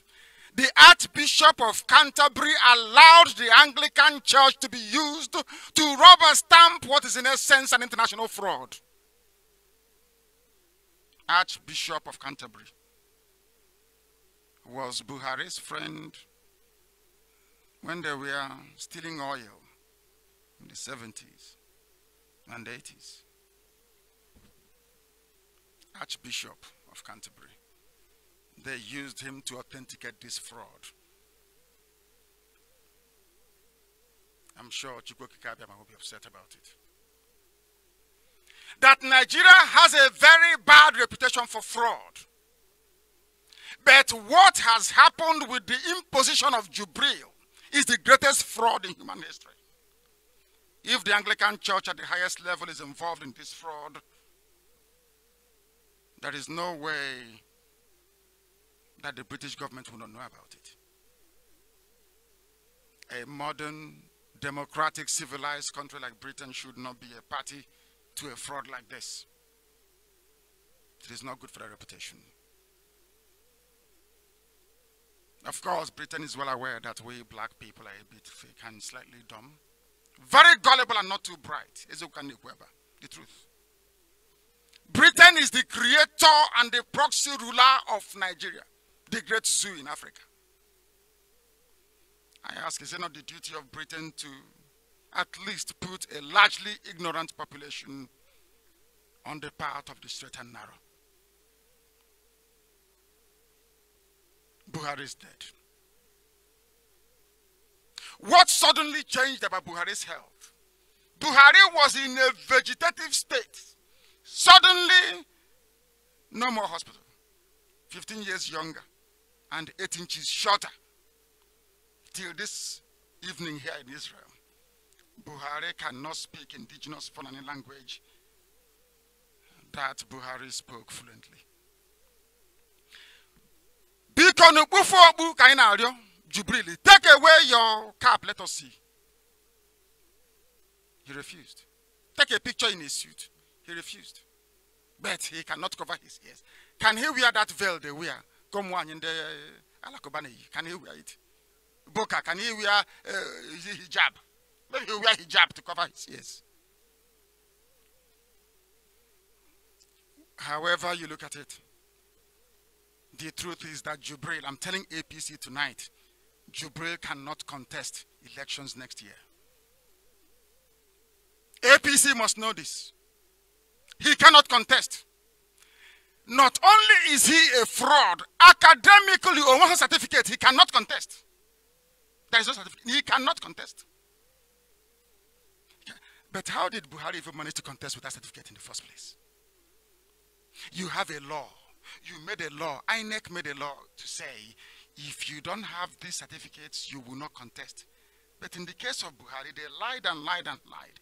Instead of them to capture Buhari and jail him for perjury, for deception and for fraud, they voted him as the... Hell, he said he was with the army. The army said we don't have your certificate. Are you sure that people in Nigeria, those we see, are they human beings? Huh? Are you sure they're human beings? Huh? Hi. There is something seriously wrong with black people. Seriously wrong. And I'm sorry to say this. Seriously wrong. We will be the first to complain about racism. But there is nothing about the way we reason that portrays us as humans, to be honest with you. Nothing. Absolutely nothing. Buhari is dead. Jubril has been brought in to replace him. Even without certificates, some people are contemplating allowing him to contest. Unbelievable. Chineke na mere didn't do a better. I can't believe this. Jubril cannot contest. He is not academically qualified because he has no certificate, as required by INEC. There is something about a requirement in law which cannot be circumvented. Nigerians were hoodwinked, bamboozled into accepting Buhari's candidature for APC because Obama wanted it. Obama wanted a Muslim in power in Nigeria. And mind you, you know that all the oil licenses were coming up for renewal. They wanted somebody that will renew their oil concessions for them.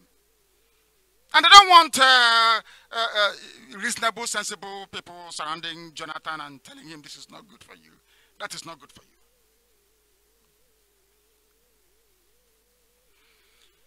PDP and other parties don't want to push this very case because they know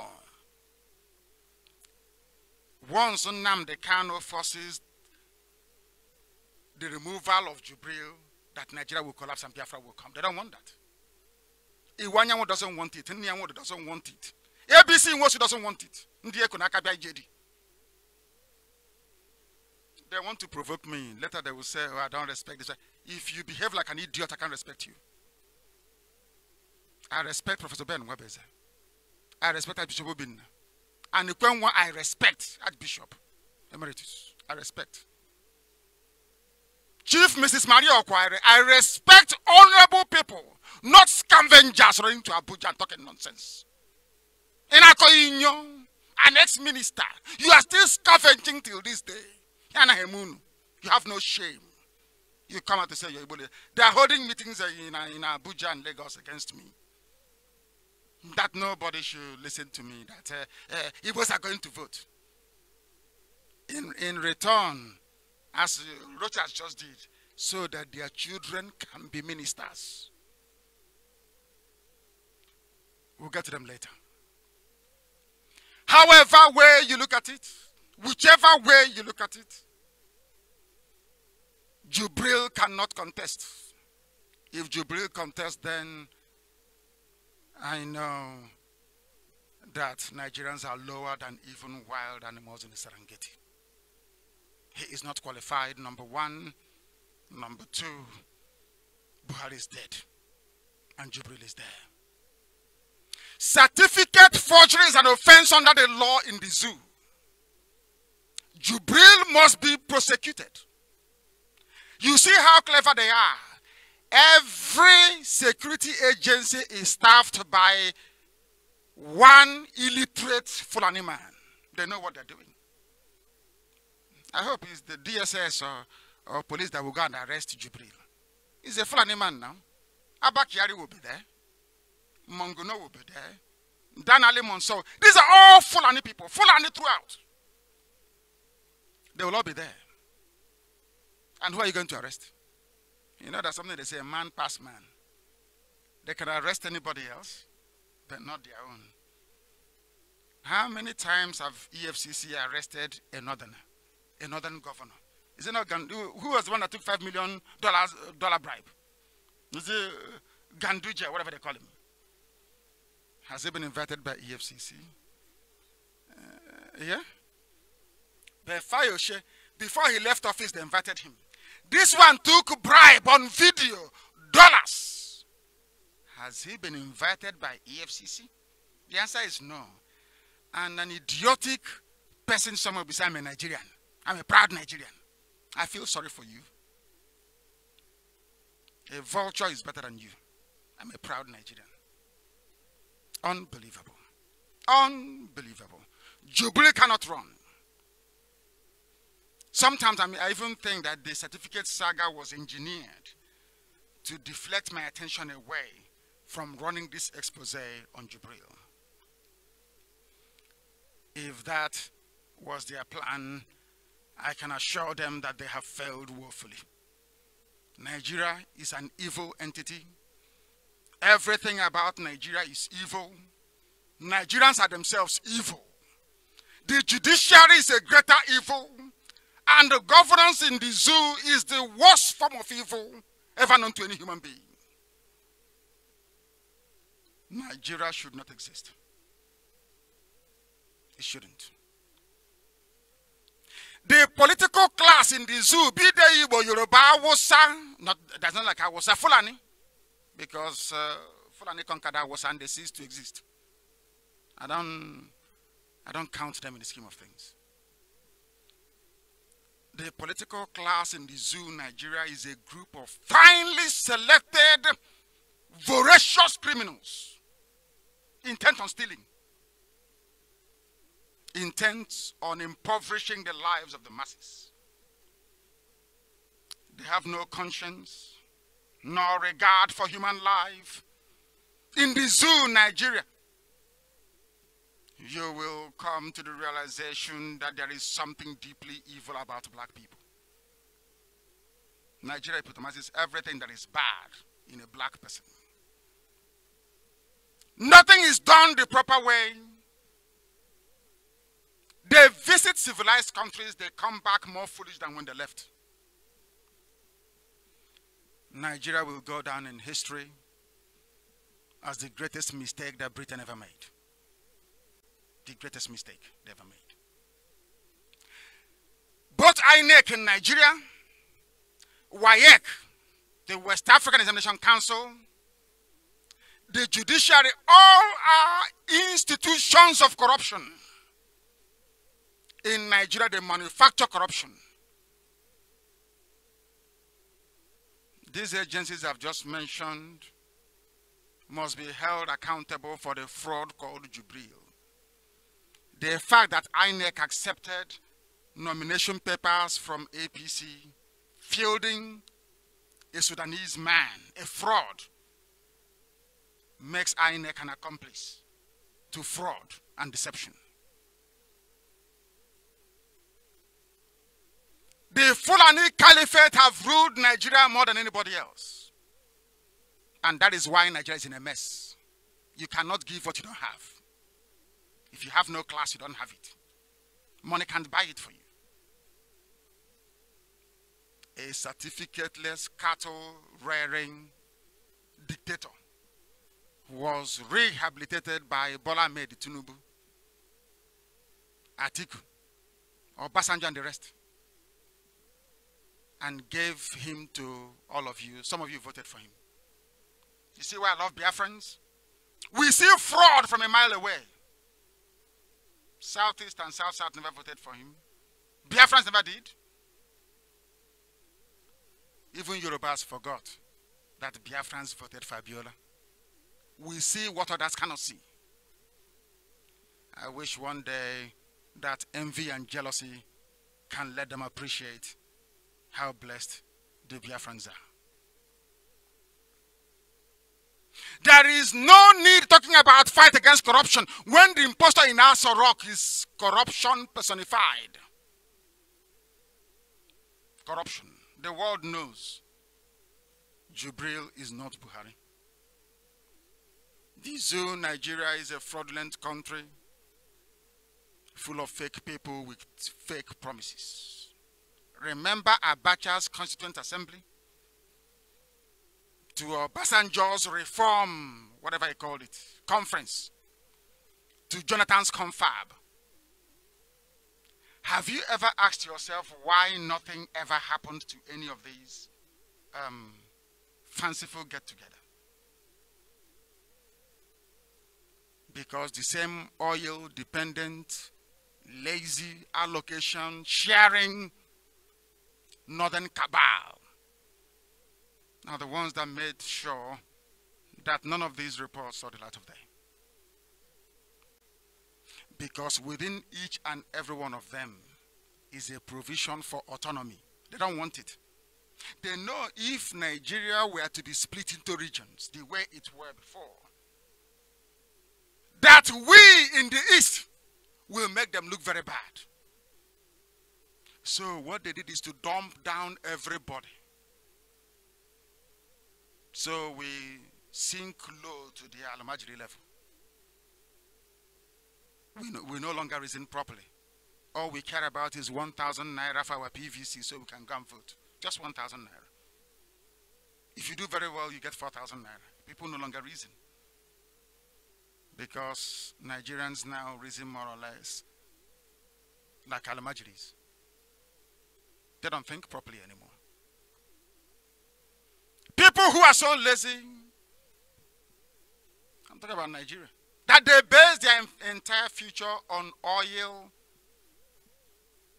and gas proceeds from Biafra land. I'm not blaming anybody. The British, our creator, the creator of Nigeria. I say our because they lumped Biafra into Nigeria. Placed them in a very good position. When you give an illiterate control over money with political power and military might, there's only one likely outcome: disaster. Disaster, absolute disaster. That's what we have in the zoo. Do you know that Buhari never completed any school program? Some of you don't know this, but I'll tell you.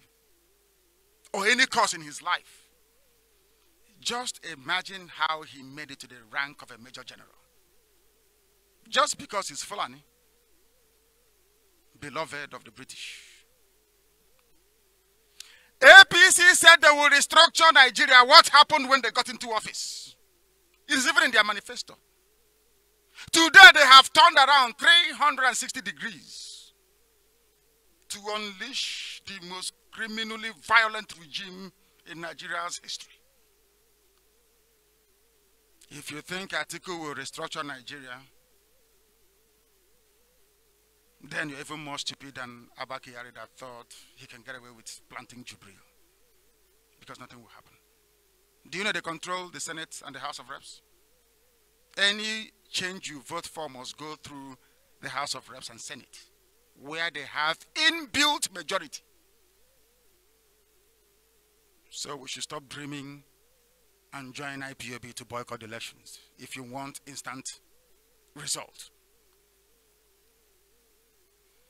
The only restructuring that Nigeria has ever undertaken is to restructure Jubril's face to make him look like Buhari. That's the only restructure they have done.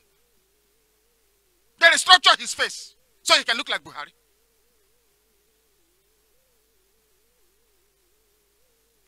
The truth is that, do you see the Fulani you're saying to talk about one Nigeria? We must live together as brothers and sisters. The Fulani people never believed in one Nigeria. You get ready to play that clip from me, from Ahmadu, but I played it in 2015 or 2014, and Buhari was shouting. Some of you say I don't respect Dr. Nnamdi Kanu. I want to tell you why I don't respect him. All of us will listen to this clip tonight, and then you will know that there is something wrong, seriously wrong, with how we reason. I want to prove to anybody listening tonight, to everybody I should say, and to anybody for that matter listening tonight, that Fulani people never wanted one Nigeria. I want to prove to you that Fulani people have always hated Igbo people and will hate us forever and ever. You get to go on your radio plate for me so that they can listen. The world can listen and understand what I'm talking about. You're going to hear the voice of Sir Ahmadu Bello. I give it to him, he's very intelligent. As a matter of fact, I actually like him because he is always, or he was always, defending the interest of the North. To hell with one Nigeria. That's what he was saying. Until Azikiwe came with his useless sense. And when I'm going to buy no Chinketa. Are you ready? Please play him for me, please. That the world may know. That the world may know what we're talking about. Major talks about killing your premier. I don't.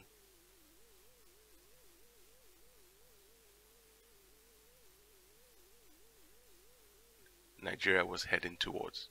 One thing I've noticed, Premier, while I've been here, is that Northerners seem to have, I might almost call it, obsession about the Igbos. Could you perhaps explain that to me? Well, the Igbos are more or less the type of people whose desire is mainly to dominate everybody. If they go to a village, to a town, they want to monopolize everything in that area. If you put them in a labor camp as a laborer, within a year they will try to emerge as headman of that camp, and so on. Well, in the past, our people were not alive to their responsibilities, because you can see from our northernization policy that in 1952, when I came here, there weren't 10 northerners in our civil service here. Then I tried to have it northernized, and now all important posts are being held by northerners. Is this policy of filling all key posts in the north solely with northerners and not with other Nigerians a temporary or a permanent one? In actual fact, what it is a northerner first. If you can't get a northerner, then we take an expatriate like yourself on contract. If we can't, then we can employ another Nigerian, but on contract too. This is going to be permanent, I should say, as far as I can foresee, because it will be rather dangerous to see the number of boys who are now turning from all our learning institutions, coming out with having no work to do. I'm sure whichever government of the day might be, it will feel rather embarrassed, and it might even lead to bloodshed. Doesn't this damage the idea, sir, of all people in all regions in Nigeria being fellow citizens of one country? Well, it might, but you are, new to our region, but how many northerners are employed in the east or in the west? The answer is no. And if there are, there may be 10 laborers employed only. I hope it's very clear now. The voice you were hearing there is that of Sir Ahmadu Bello. Because of this very interview, a coup was arranged and he was killed. I don't support it. I think the coup was very foolish. Those that planned the coup was very naive. They believed in one Nigeria. But this is a man protecting the interest of his own people. He made it very clear that he does not believe in one Nigeria. He was talking to a white man and saying to a white man, if I don't have a northerner who can do the job, I will give it to a white person. I will not give it to an African person. I will give it to a British man or woman. These are the people you want to be in the same country with. It is their children and their children's children that are killing you today in the army. They are the ones in Boko Haram. They are the ones in Fulani terrorists, Miyeti-Allah, the headsmen. Do you see the way they reason? Do you see how they think? Nnamdi Azikiwe is well educated. He knew all these things. But the allure and the attraction of being the head of state in this vast wasteland that includes the north was the reason why he agreed to step down for Tafawa Balewa, or to agree with the fraudulent census that was conducted and used as the basis of allocating seats in the Federal House then in Lagos. How can I listen to such a person and then afterwards I want to be in the same country with you? I must be foolish. Do you see why I don't like Azikiwe? It's very simple and very practical. This is Radio Biafra. I just played for you a very simple clip that will be with me forever and ever until my dying day. That Britain put me in a country with a group of people that hate me. Do you know why we are suffering today? Because it was Nzogwu that killed Ahmadu Bello. Ahmadu Bello said, Igbos are domineering. Understand it very well. And the person that said that Igbos are domineering, you went ahead and killed him. So everybody will say, yeah, that is true. Igbos are domineering. And that's it. And it's stuck till this day. Anytime anybody from Biafra land wants to play this one Nigeria card, they end up getting all of us into trouble. Ironsi did it. He's married to my aunt. He did it. Trying to make Nigeria one. He died in the process. And Nigeria is not one and can never be one. Nzogwu did it. They had their coup so Nigeria can be one. Is Nigeria one today? Look at Azikiwe. Is Nigeria one today? Look at all the politics of Ohaneze, of the Wanyamus, of the Ikenwachukwus or Masanda. Look at all of them. Appeasement, appeasing the north, appeasing the north, appeasing the north. Jonathan went to campaign in the north and they stoned him. Nobody was shot.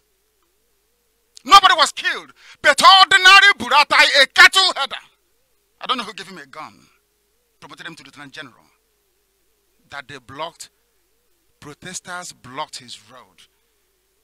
They didn't throw stones at him or anything. He killed over 1,000 people. What does that tell you about Nigeria? What does that tell you about the zoo? The truth is that the Muslim North never wanted one Nigeria. Ahmadu Bello's hatred for the Igbos is well known and documented. He never wanted to be in the same country with Southerners because he said we are domineering. He did not hide his hatred. And this is the man that Tinubu will call the founding fathers. When a founding father of your country is sounding as bigoted as Ahmadu Bello is sounding, why would you want to be in that country? I ask you. Some of you,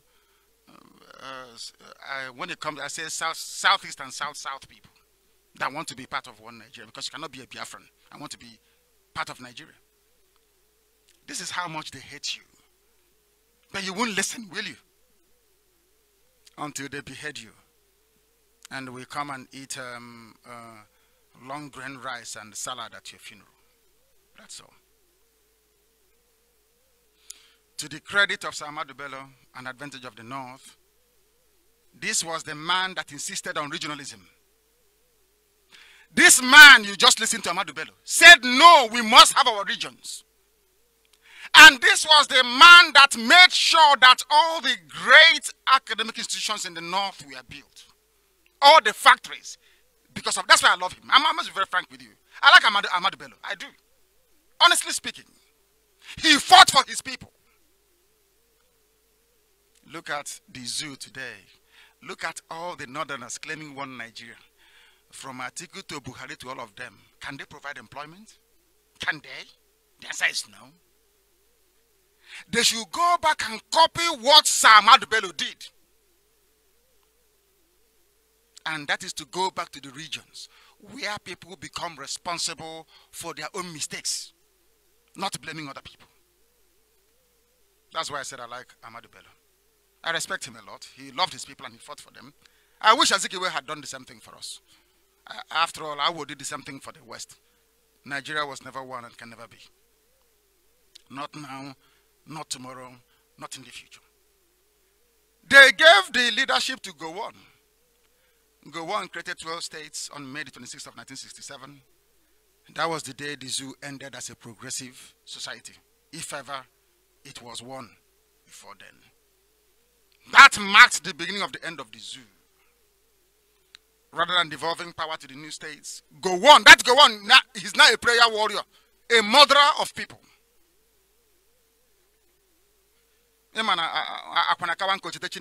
Jesus, but I said I'm married to Jesus.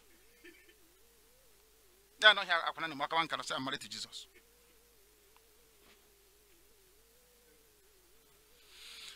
Rather than devolve power, Gowon only ended up entrenching power. He thought they loved him. He's a Christian. You know, Fulanis are very smart. You know, the British advised them.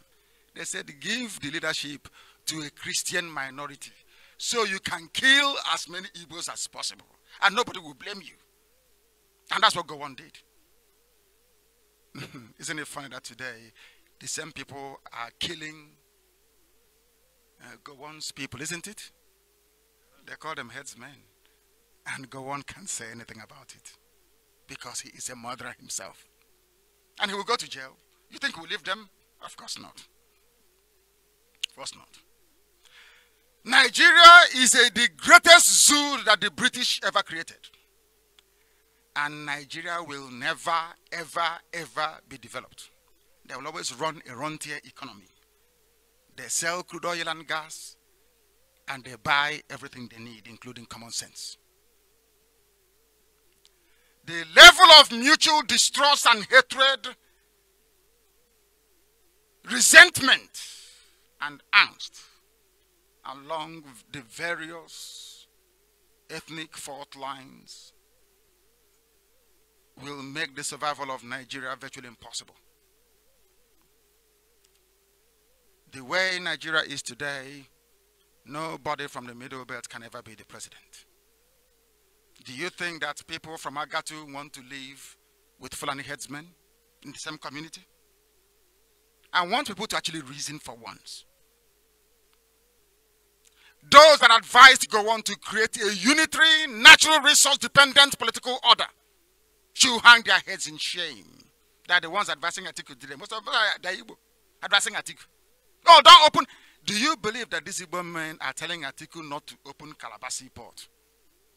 Or Iguacha Seaport? Or Warri Seaport? These are the people you call. They don't want you to develop. They don't want anything good to come to you. It's only their children. They say, oh, we are. They say we are Igbo leaders. And I asked them, since 1970, sir, what have you actually done for us? Just name one thing, apart from Mbakwe. What have you actually done? Of course, and to an extent, maybe you give credit sometime to who credit is due. Of course, Azikiwe insisted that Imo and Anambra then under Jim Wobo and Mbakwe must be industrialized, and they did something. I give them that credit. But Mbakwe especially. Mbakwe especially. What has Ohaneze ever done for you? Name one thing. If not, you can sell your interest to the Northerners. Excuse me. Sadly, as Mbadiwe did with Kaduna Airport. I will get to that story later. How Mbadiwe, he sold Kaduna Airport. It was our concession. Kaduna Airport was meant to come to us. He sold it to our Saflani people. That was why they wanted him to be the vice president to Shagari. Shagari refused and picked Ekweme. Some of you don't know this, but we are telling you. Because they know that if you betray your people, the North will reward you. But eventually they will spit you out. Look at what I did to Okurawusa. All of them will come back in shame and disgrace.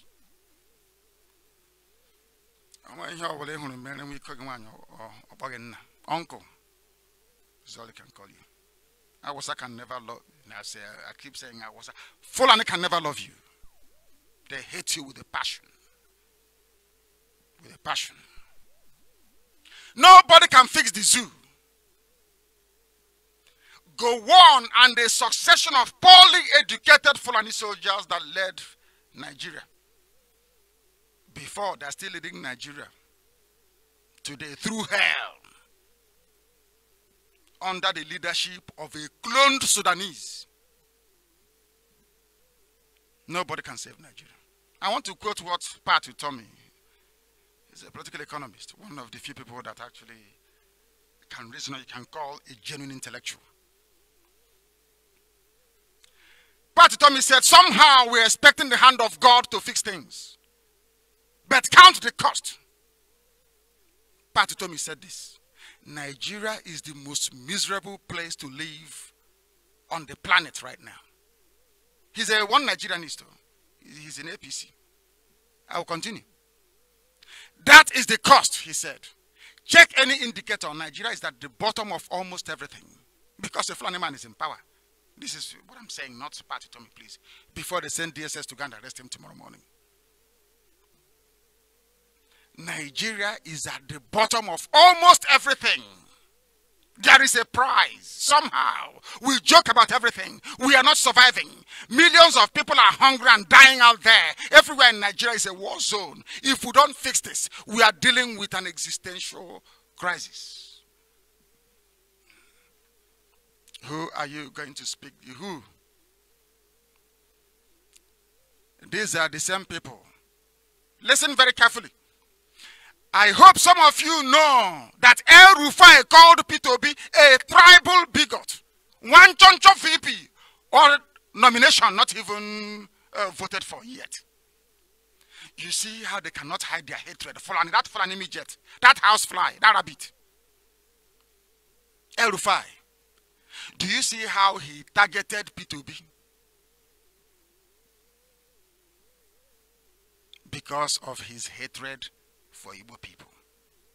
El Rufai hates you because he's Fulani, and Fulani will always hate you. Nzogu they blame for the death of Ahmadu Bello. Because of that, don't forget Ahmadu Bello comes from a very royal lineage. I'm sure you know that.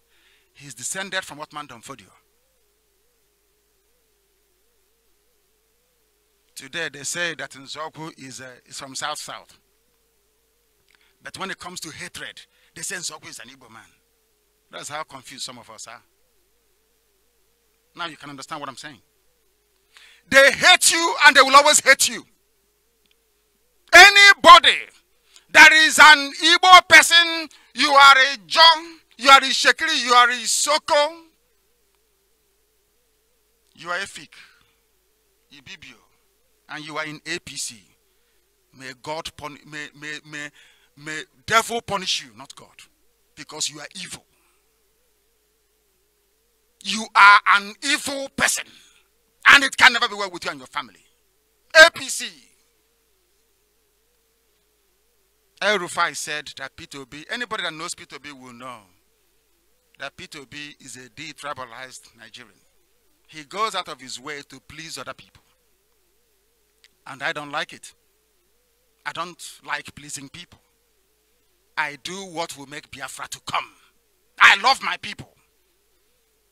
I love Chukokika Biam, and after that, my people, Biafra. Every other person can go to hell. I don't give a damn. What concerns me is Biafra.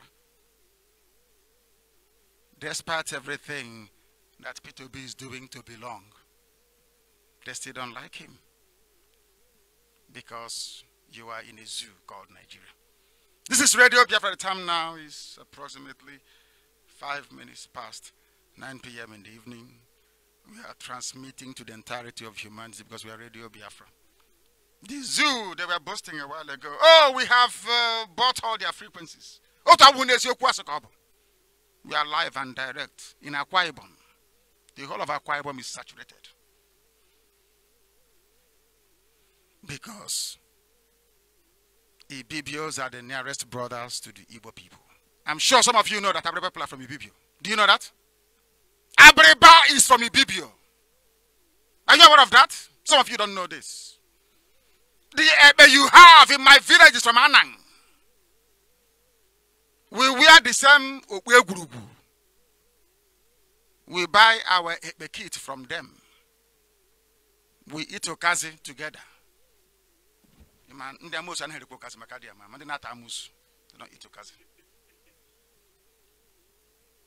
And we move Chinek.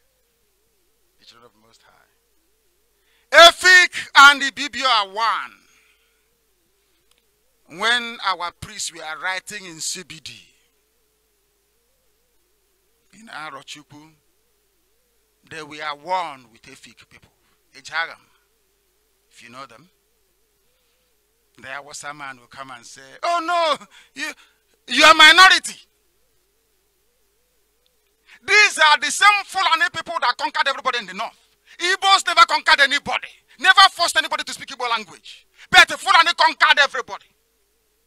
I was before them. Even conquered some parts of Yoruba land. Lorin is a Fulani territory. They have an Eme, not an Oba. And that part of Yoruba land will be in occupation forever and ever. They can never get it back.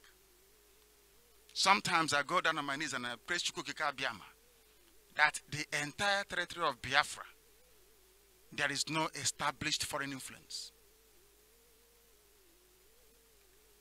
None whatsoever. For that, at least, we must remain very grateful. Don't forget, we have touched on the issue of Jubril. My assignment is very simple. I have asked you to go and look for a part of Jubril that he cannot cover his ear.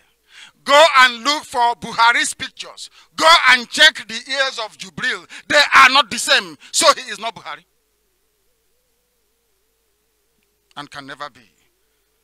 But Nigerians are suckers. Always taken for a ride. What do they know? Nigeria is a global embarrassment and a disgrace. The zoo is. If you say I'm a Nigerian, you are a disgrace. Both to yourself and to humanity. And I'll tell you why. The primitivity of the zoo was displayed. I don't know if some of you have seen the Chinese-made rechargeable lantern in Abuja that Prince Charles was reading his speech with. There was no light. They brought rechargeable lantern. Giant of Africa. Biggest rubbish. They only sell oil and gas to buy everything else they need. Rentier economy. Economy of poor, uncivilized people who are incapable of salvation. The zoo at its finest.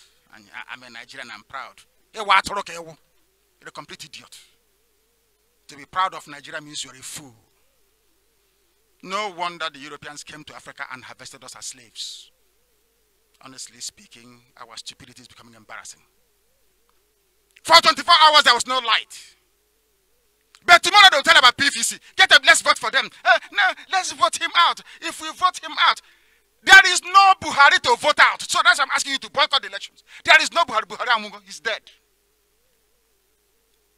Unless you want to go and vote for a Sudanese who doesn't even hold your passport. That is how perverse and perverted some of us are.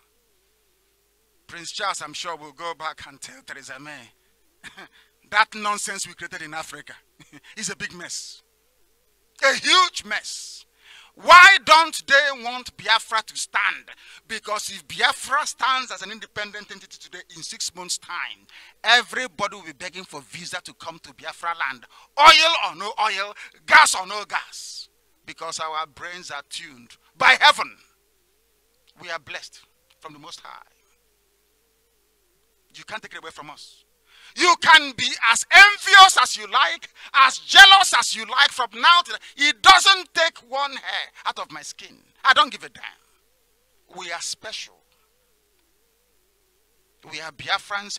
Chukwukika Biama made us neat and clean, very special. The same thing with the state of Israel. Very neat and clean. There is nothing enemies can do. And Biafra is coming. Because I am coming. And I will bring hell with me, I assure you. Have I said something before and failed to do it? Biafra must come. They have no choice. They must let us go. And they know it. I'm Nnamdi Kanu, not any other person. I'm not in Ohanes and Daran and Yushi. I don't play zoo politics, all that nonsense they do. I don't do it. I love my people. And we must be free. Whether we like it or not, we will be free. If you are a Biafra, not, if you are from South or Southeast and you want to be, go to Abuja and live there, go to Kaduna or Sokoto. One morning you'll be carrying your Bible and they'll cut off your head. And when you go to hell and you meet Satan, your eyes will be open. And I can clear you off from off.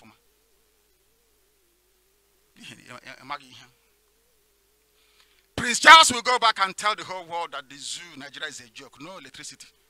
He was using a rechargeable lantern to do this speech. You remember the American ambassador said, if Nigeria fails, Africa fails. I said to him, if Biafra doesn't come, then there'll be no Africa. And they know it. They talk about their strategic partnership with Nigeria, and I keep asking myself, what's strategic partnership? Is it in the stealing of oil? When I was telling some of you in 2013 that people come to Biafra land and take oil without paying for it, some of you thought I was joking. Until it was confirmed from NMPC that they have no meter. Anybody can come and take oil and go. Don't you know that? Because Fulani is in charge. Sometimes they don't even know who is who. You take somebody who drives cattle from place to place and place him in charge of human beings. Sometimes you look at you as cattle. You don't know that? They have stolen the landing equipment at Benin Airport. Something that is meant to aid the safe landing and takeoff of aircraft. Somebody went and stole it. Nigeria. Oh, dear me.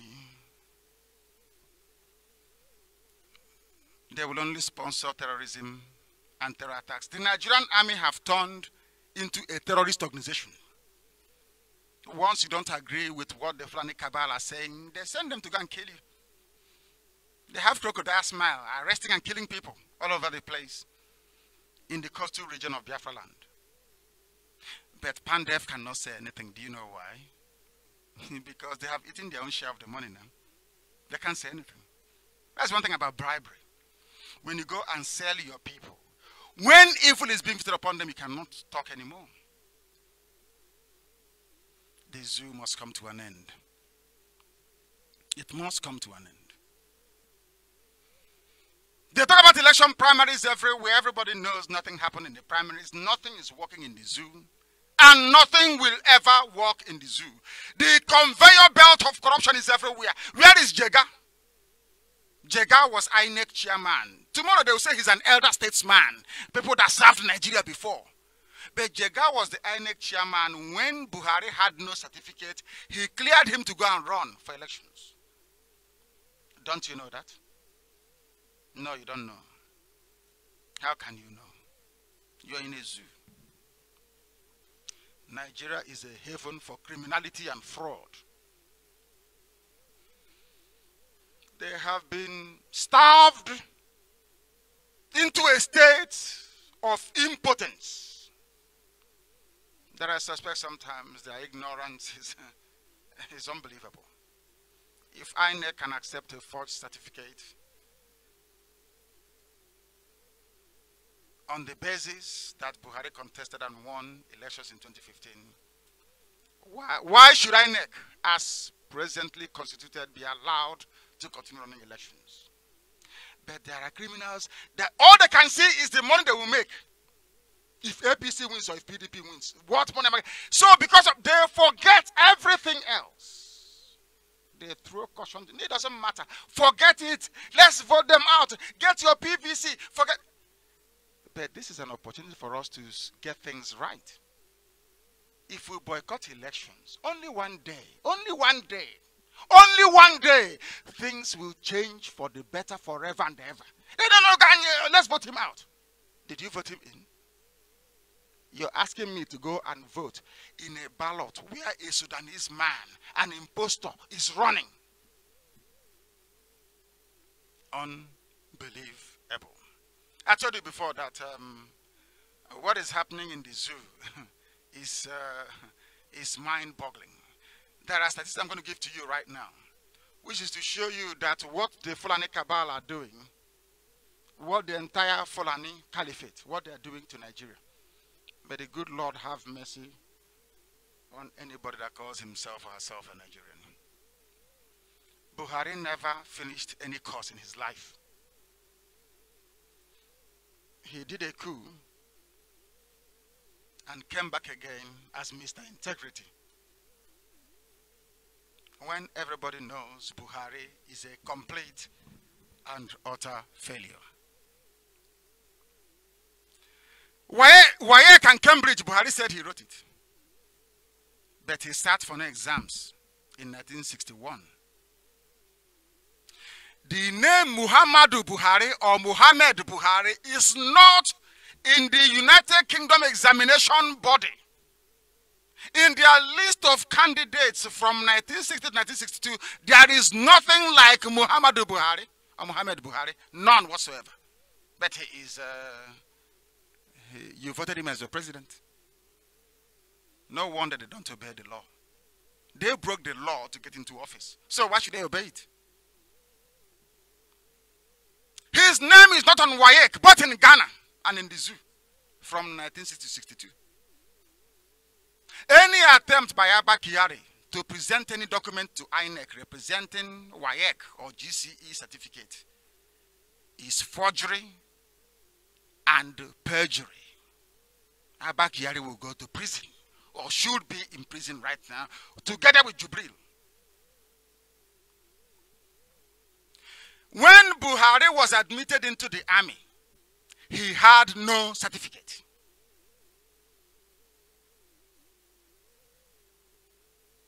The only paperwork they have is that thing that his principal wrote, that he will pass his, he has only thing, the principal said he will pass his exams. Should he write it? He will. No, come to trouble, because he will, in the future. Can you believe that? You are in year 1 in a university, and so and your vice chancellor suddenly writes a letter for you, recommending you to a pharmaceutical company, saying, "Oh, don't worry, he will pass his exams when he gets there." But meanwhile, you want him to start manufacturing drugs for people to take.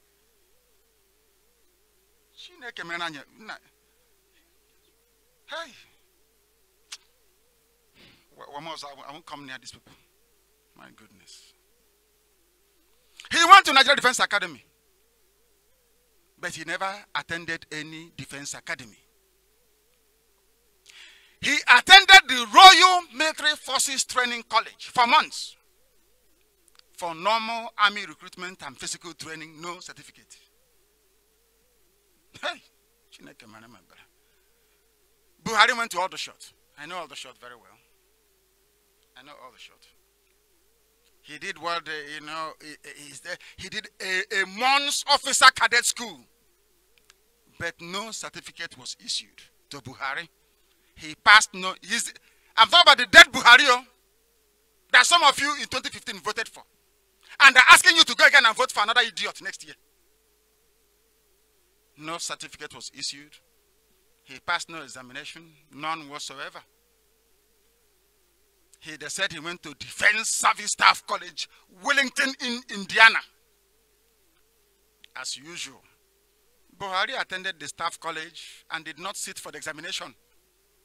No exam. I think I read somebody said that is where you don't have that FRCN or whatever. You know that thing they write after a general's name. He doesn't have it. Only Grand Commander of the Federal Republic of the Zoo. Grand Commander of Cattle and the Fulani headsmen. Unbelievable. The only thing Buhari has is attestation certificate. That is why they took a picture. The only certificate he has in his life. Buhari is the most successful, the dead one, the most successful fraudster in the whole world. Aided and abetted by Abba Kyari. That is a fact. But tomorrow they will pay Nation newspaper and a few other Yoruba publications. Oh, leave him! He ran to Israel, leave him. But he's telling you that Onya never will go. They will never address the issues that you raise. They always try to belittle. Oh, that small boy. That small boy.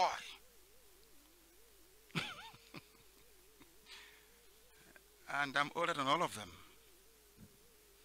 But when they say small boy, oh, he ran away. You know, being a black baboon, your senses will switch immediately to ridicule. Oh, it is. In that church, you can work a baboon. They want to deflect your attention away from the real issues. That is why they are there.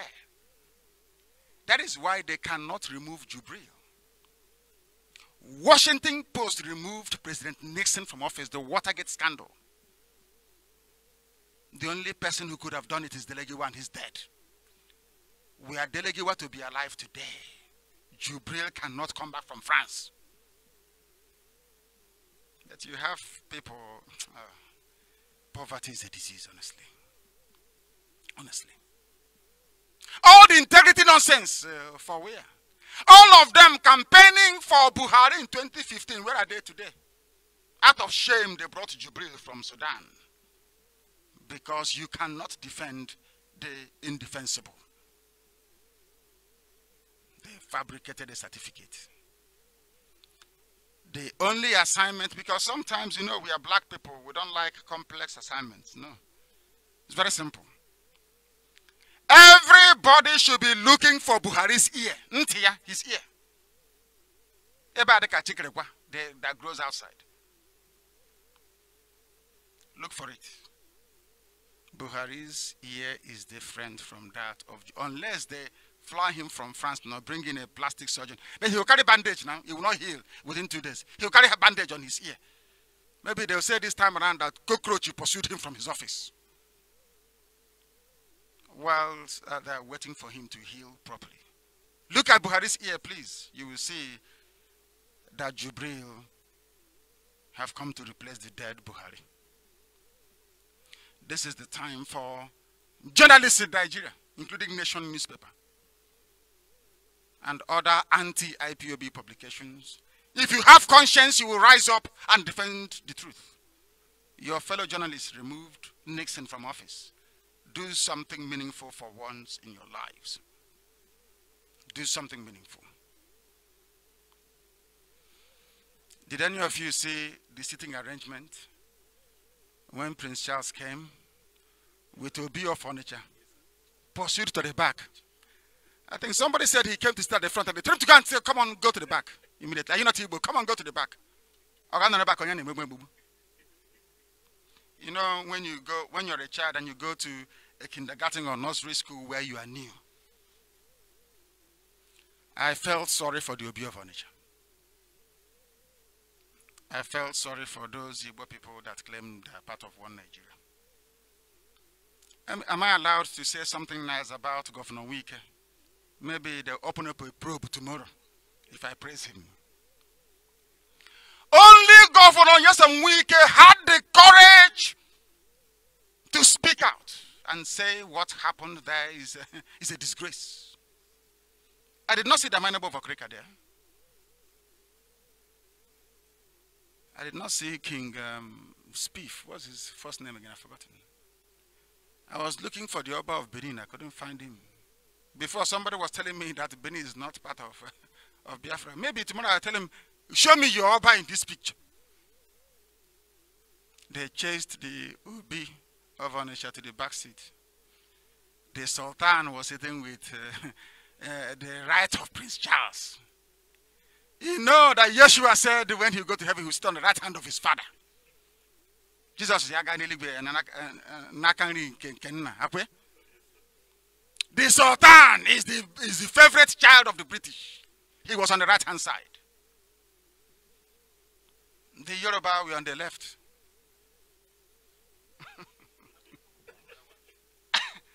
and the Igbo man was at the back.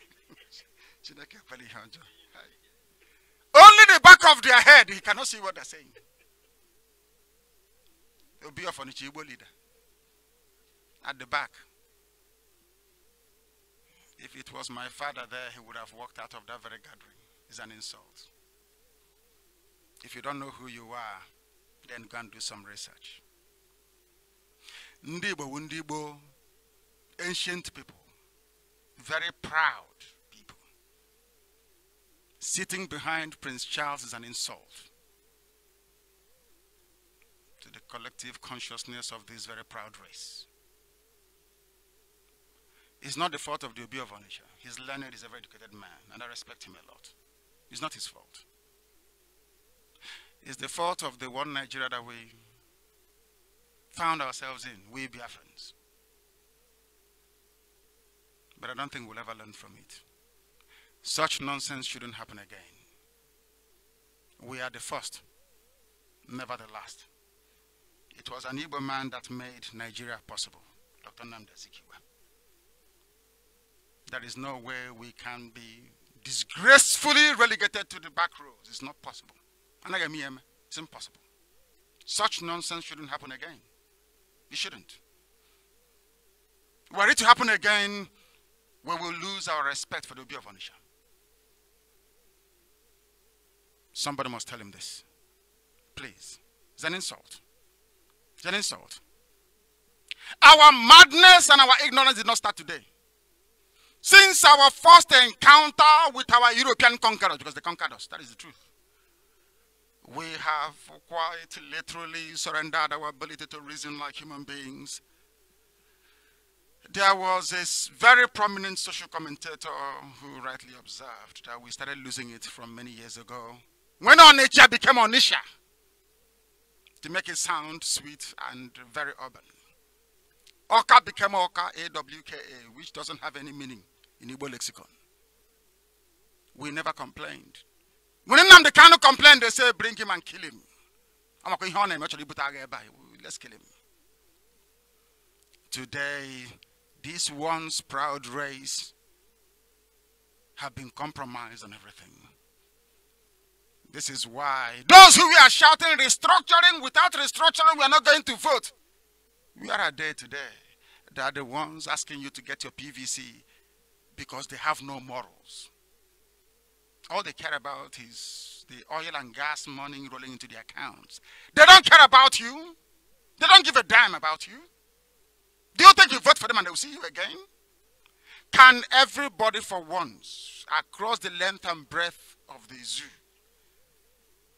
for once,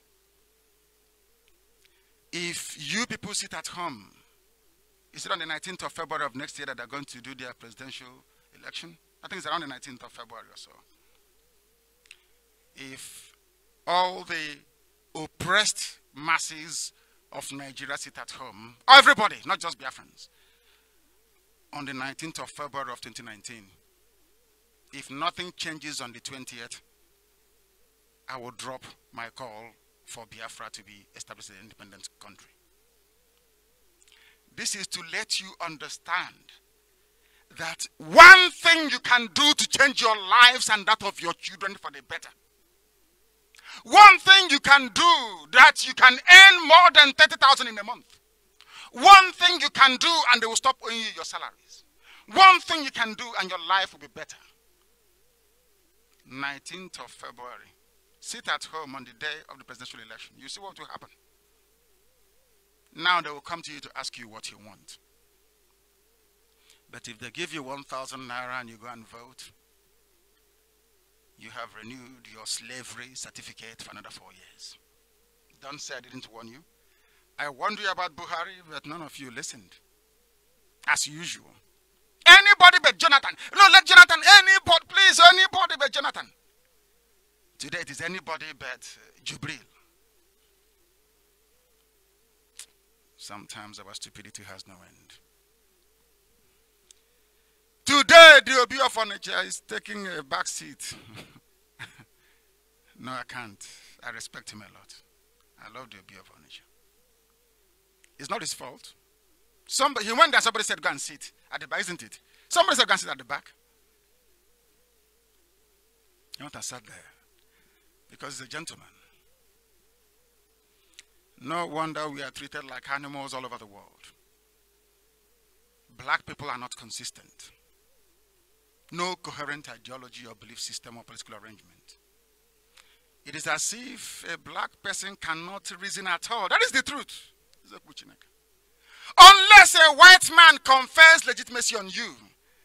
Do you know if I say if I return to the UK and you see me shaking the hands of Theresa May, do you know that people will begin to like me, even some of my Yoruba enemies? You know, one thing we value as black people is a white person conferring legitimacy on you. Until a white person comes and tells them that Nnamdi Kanu is brilliant, nobody will believe it. Isn't it? Okay. But I know I am, anyway. Of course. There is no consistency, no current ideology or belief system. Traditional rulers happily sitting to be photographed with Prince Charles is a disgrace. Prince Charles should come to Onitsha to see the Obi of Onitsha, as he did in Ghana. Go to their Mainabo of Okrek and visit him. That is where the oil is coming from. The oil is coming from Anambra, from Imo, from rivers. Oil is coming from everywhere in Cross River, in Akwa Ibom. Go there and visit them. Not in Abuja. Not in Abuja.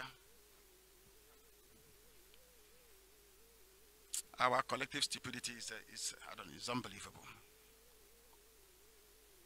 The same way missionary priests came with their soldiers during colonialism to kill us. We must proceed. IPOB as a movement will not entertain any dialogue nor compromise. We know what we are doing. The time for talking and compromise is gone. Gone, completely gone. And they know it. That is why they are running around having their nocturnal meetings. We are a movement devoted to the enthronement of freedom, liberty, and justice. We lost to the zoo through the British, who, having conquered and subdued us, divided our land into Igbo and Eastern minorities, courtesy of the Willings Commission. They carved out a place called Niger Delta and handed us over to the backward Fulani Caliphate. They stole our freedom, but we're taking it back. And nobody can stop us.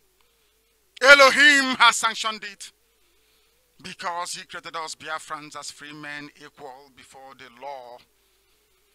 Fulani people do not know what it means to obey the law in a secular society. Atiku will not give us freedom.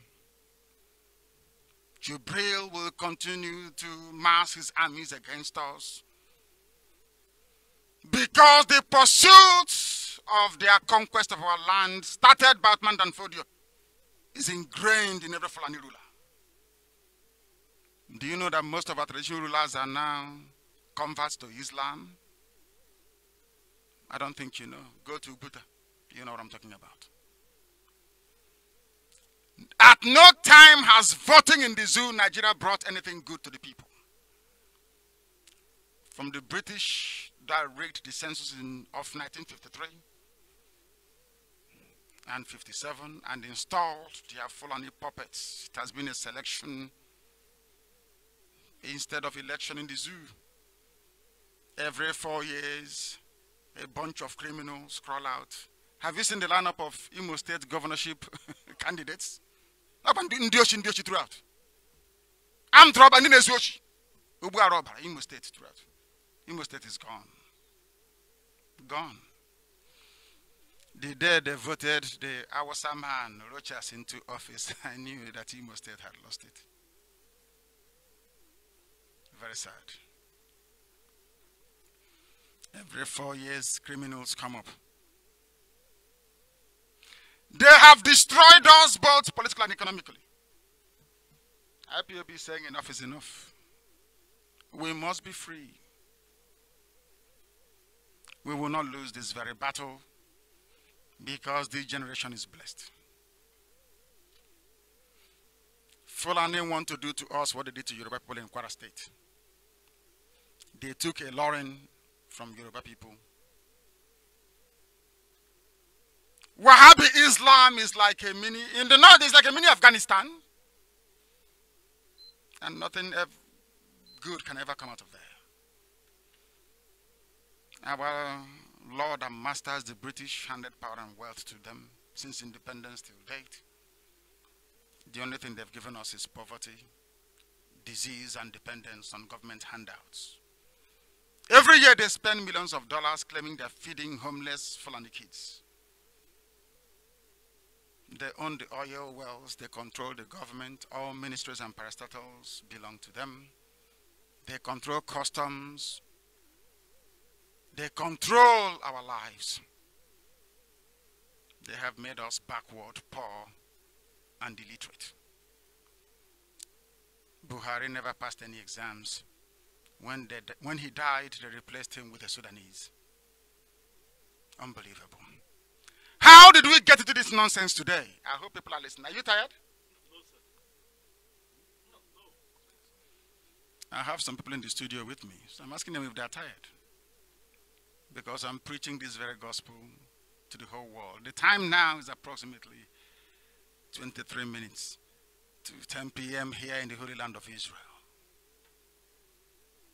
How did we get into this mess? It was Igbo men that got you here. Don't blame any Fulani man. Nnamdi Kanu started it. He wanted one Nigeria. Look at where we are today. Nyawodo, Dave, Umahi, they are making the same mistake as always. Instead of them to listen to IPOB, instead of them to leverage, do you know we would have been free by now? Do you know the time they came to ask Ohaneze and Igbo governors if they are with IPOB or not? All they needed to say was, yes, we are with them. Anything they want to do it for them, by now we'll be free. But they all had their eyes on the VP slot. You know, they want to be the only cock crowing. If you come, they say, hey, former minister, Igbo leader. And they live in Abuja and Lagos. They never come home. They mortgage our lives for the advancement of their individual families. Somebody is sending us messages talking about roads that are not motorable. On motorable roads. People are dying of hunger. Is it not when you are alive that you can fly on a good road? I am in Israel. Most of your brothers, your uncles who are here and elsewhere in the world are married to non-Biafran women. Most of our sisters are back home without any husband. Do you know why we are scattered all over the world? It's because there is no Biafra. Once Biafra comes, the same way that Jews are returning to Israel, it's the same way that Biafrans will return to the land of Biafra. And then our sisters can get married. If it doesn't affect you, it affects me. I feel terrible. I feel terrible. The fact that my own sisters are married should not make me feel comfortable about something as heinous as this. We need our daughters to be married to our sons. And only when we get Biafra will that be possible. The clip of Sam Adebello that you listen to has been in circulation from the beginning of time. When I hear things like that, I insist, as I'm doing tonight, that Ohaneze is banned. They can go to Lagos for the Jamboree at Muson Hall. That's where they belong. They can go to Kanu. They can go to Meduguri. But not in Biafra land. If they gather, it will be scattered. We assure them. We want our freedom. Nothing more, nothing less. Did you hear about the news of customs chasing somebody into Aba to go and collect money from them? a container that was cleared in Lagos. Aba is only 60 kilometers from the nearest seaport in Iguacha, which is Port Harcourt. It has been closed because Nigeria wants to punish Igbo people. They want to make us suffer. They have taken our land through endless boundary adjustments. That Igbo people are in Benue, Igbo people are in Kogi, Igbo people are in Cross River. Of course, we are all Biafrans, I know. Come on, in Hojo, we Hojo. Evil is evil. Our brother cleared his container from Lagos. From Lagos to Aba, what you have is 28. No, what you have is, including police checkpoints and civil defense and all the rest of them, it is uncountable, the number of checkpoints you have. He made it into Aba. They chased him again. From Ngokbala. To give them another bribe. The same container that left the seaport, that left Apapa seaport. That reminds me, when Nyamodo got into office as Ohaneze President General, Nyamodo said his priority is to get rid of all the checkpoints in our land. Did any of you follow that when he said it? Has he been able to do it? If Nyamodo cannot clear checkpoints in our land, and why would you believe anything else that he says? They say they are friendly with Hausa people.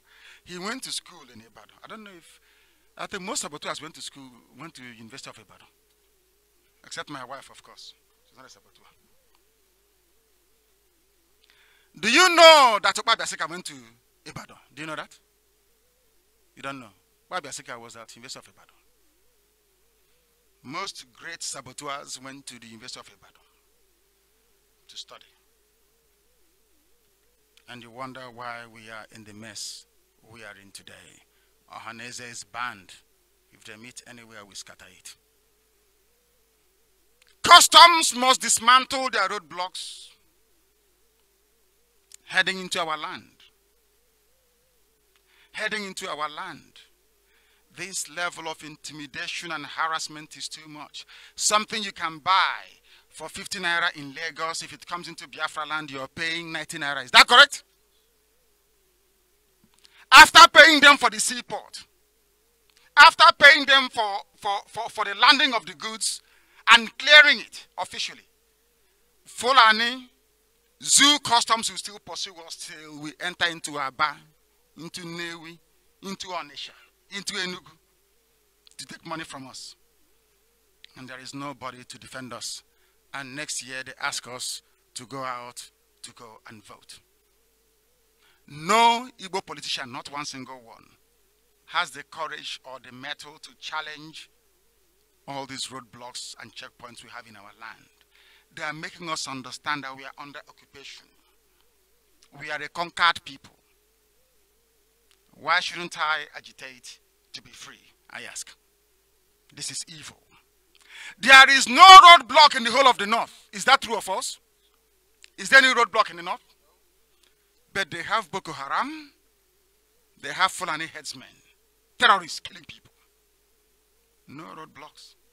But in the most peaceful part of West Africa, of the whole of Africa, every kilometer is a checkpoint. That is horrible. They promised to take this away. They have done nothing about it. There is no dignity, there is no respect, and there is no honor. The evil extortion of Biafra businesses is still going on right now, and we must stop it. We must stop it. And that is what IPOB is here to do. Earlier today, I had decided to talk to the whole world about us, about IPOB and what we do, and why we do the things that we do. But on reflection, I've thought that perhaps this is not the right time to do it. It's for the IPOB family alone. So I will be able to go through those and touch on very critical issues when I address only the family. But I must say this. We don't get our funding from politicians. No Biafran, zoo, or world politician has ever given us a dime in IPOB. IPOB is funded by the families all over the world. Sometimes people think that we are excessively rich. I don't know if it is a good thing or a bad thing. Come on, move for the Aquasina, Egu Adinoha, when I Agonibuya. We must encourage the family in the USA. They are the largest contributors. Germany, Italy, UK. UK is about fourth here. I don't know why that is the case. Italy is doing very well. They must continue. Do you want me to mention? Because sometimes I think you want me to say the amount that they give to us? Eh?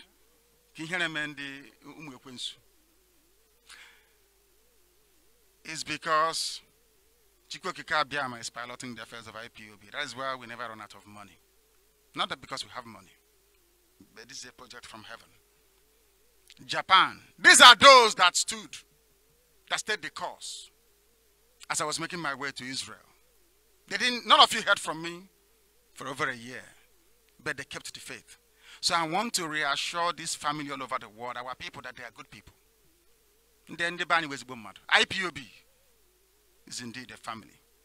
I'll start all over again. USA, the family in USA.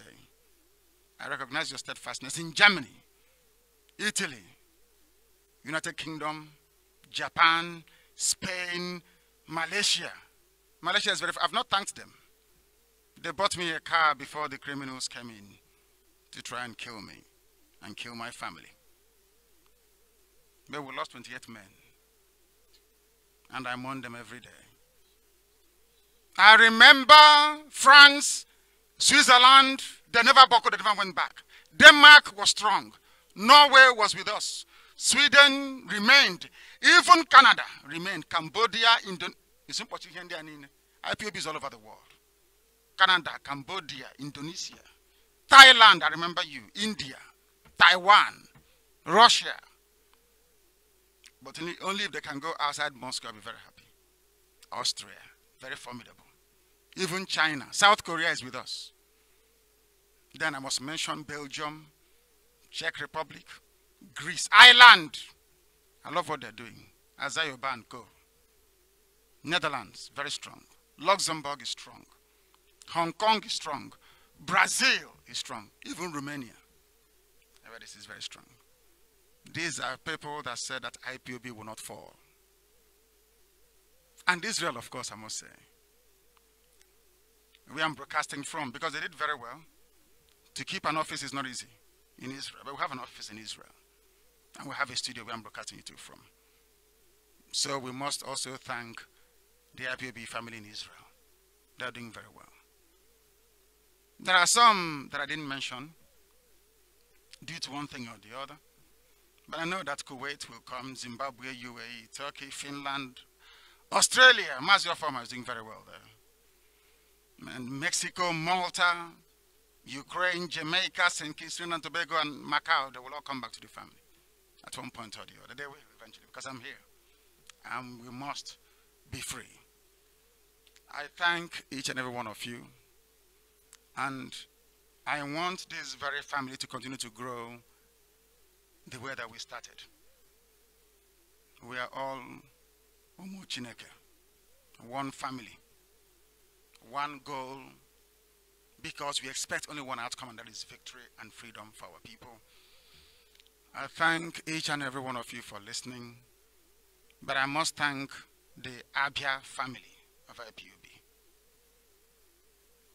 The running of Biafra land is down to Abia State. Most of the transmitters we bought is because Abia State did not let us down. I must thank the coordinator of Abia State, Ikechuku, before he was moved to Biafra land coordinator. If you see anybody from Abia State, family of IPOB, you must thank them. They are very strong. very, very strong. And I know that Iguacha will once again rise to its preeminence, and so will Anambra and the rest. You know me. If you work very hard, of course, I will acknowledge you. If you don't, I will admonish you, because we have no time to waste. This is Radio BIAFRA. Thank each and every one of you for listening. Future announcements will be made as to when I will broadcast, but in all likelihood it will be next week Saturday. I gave you one simple assignment. Go and get pictures of old Buhari before he died and compare that with Jubril. Today you will know that the man in Asarok is an impostor. I expect you to be courageous. I expect each and every one of you to be very brave. But above all, I expect you to believe in the redeeming grace of the Most High Chukwukika Abiyama. Until next time, it is good night and goodbye from Israel.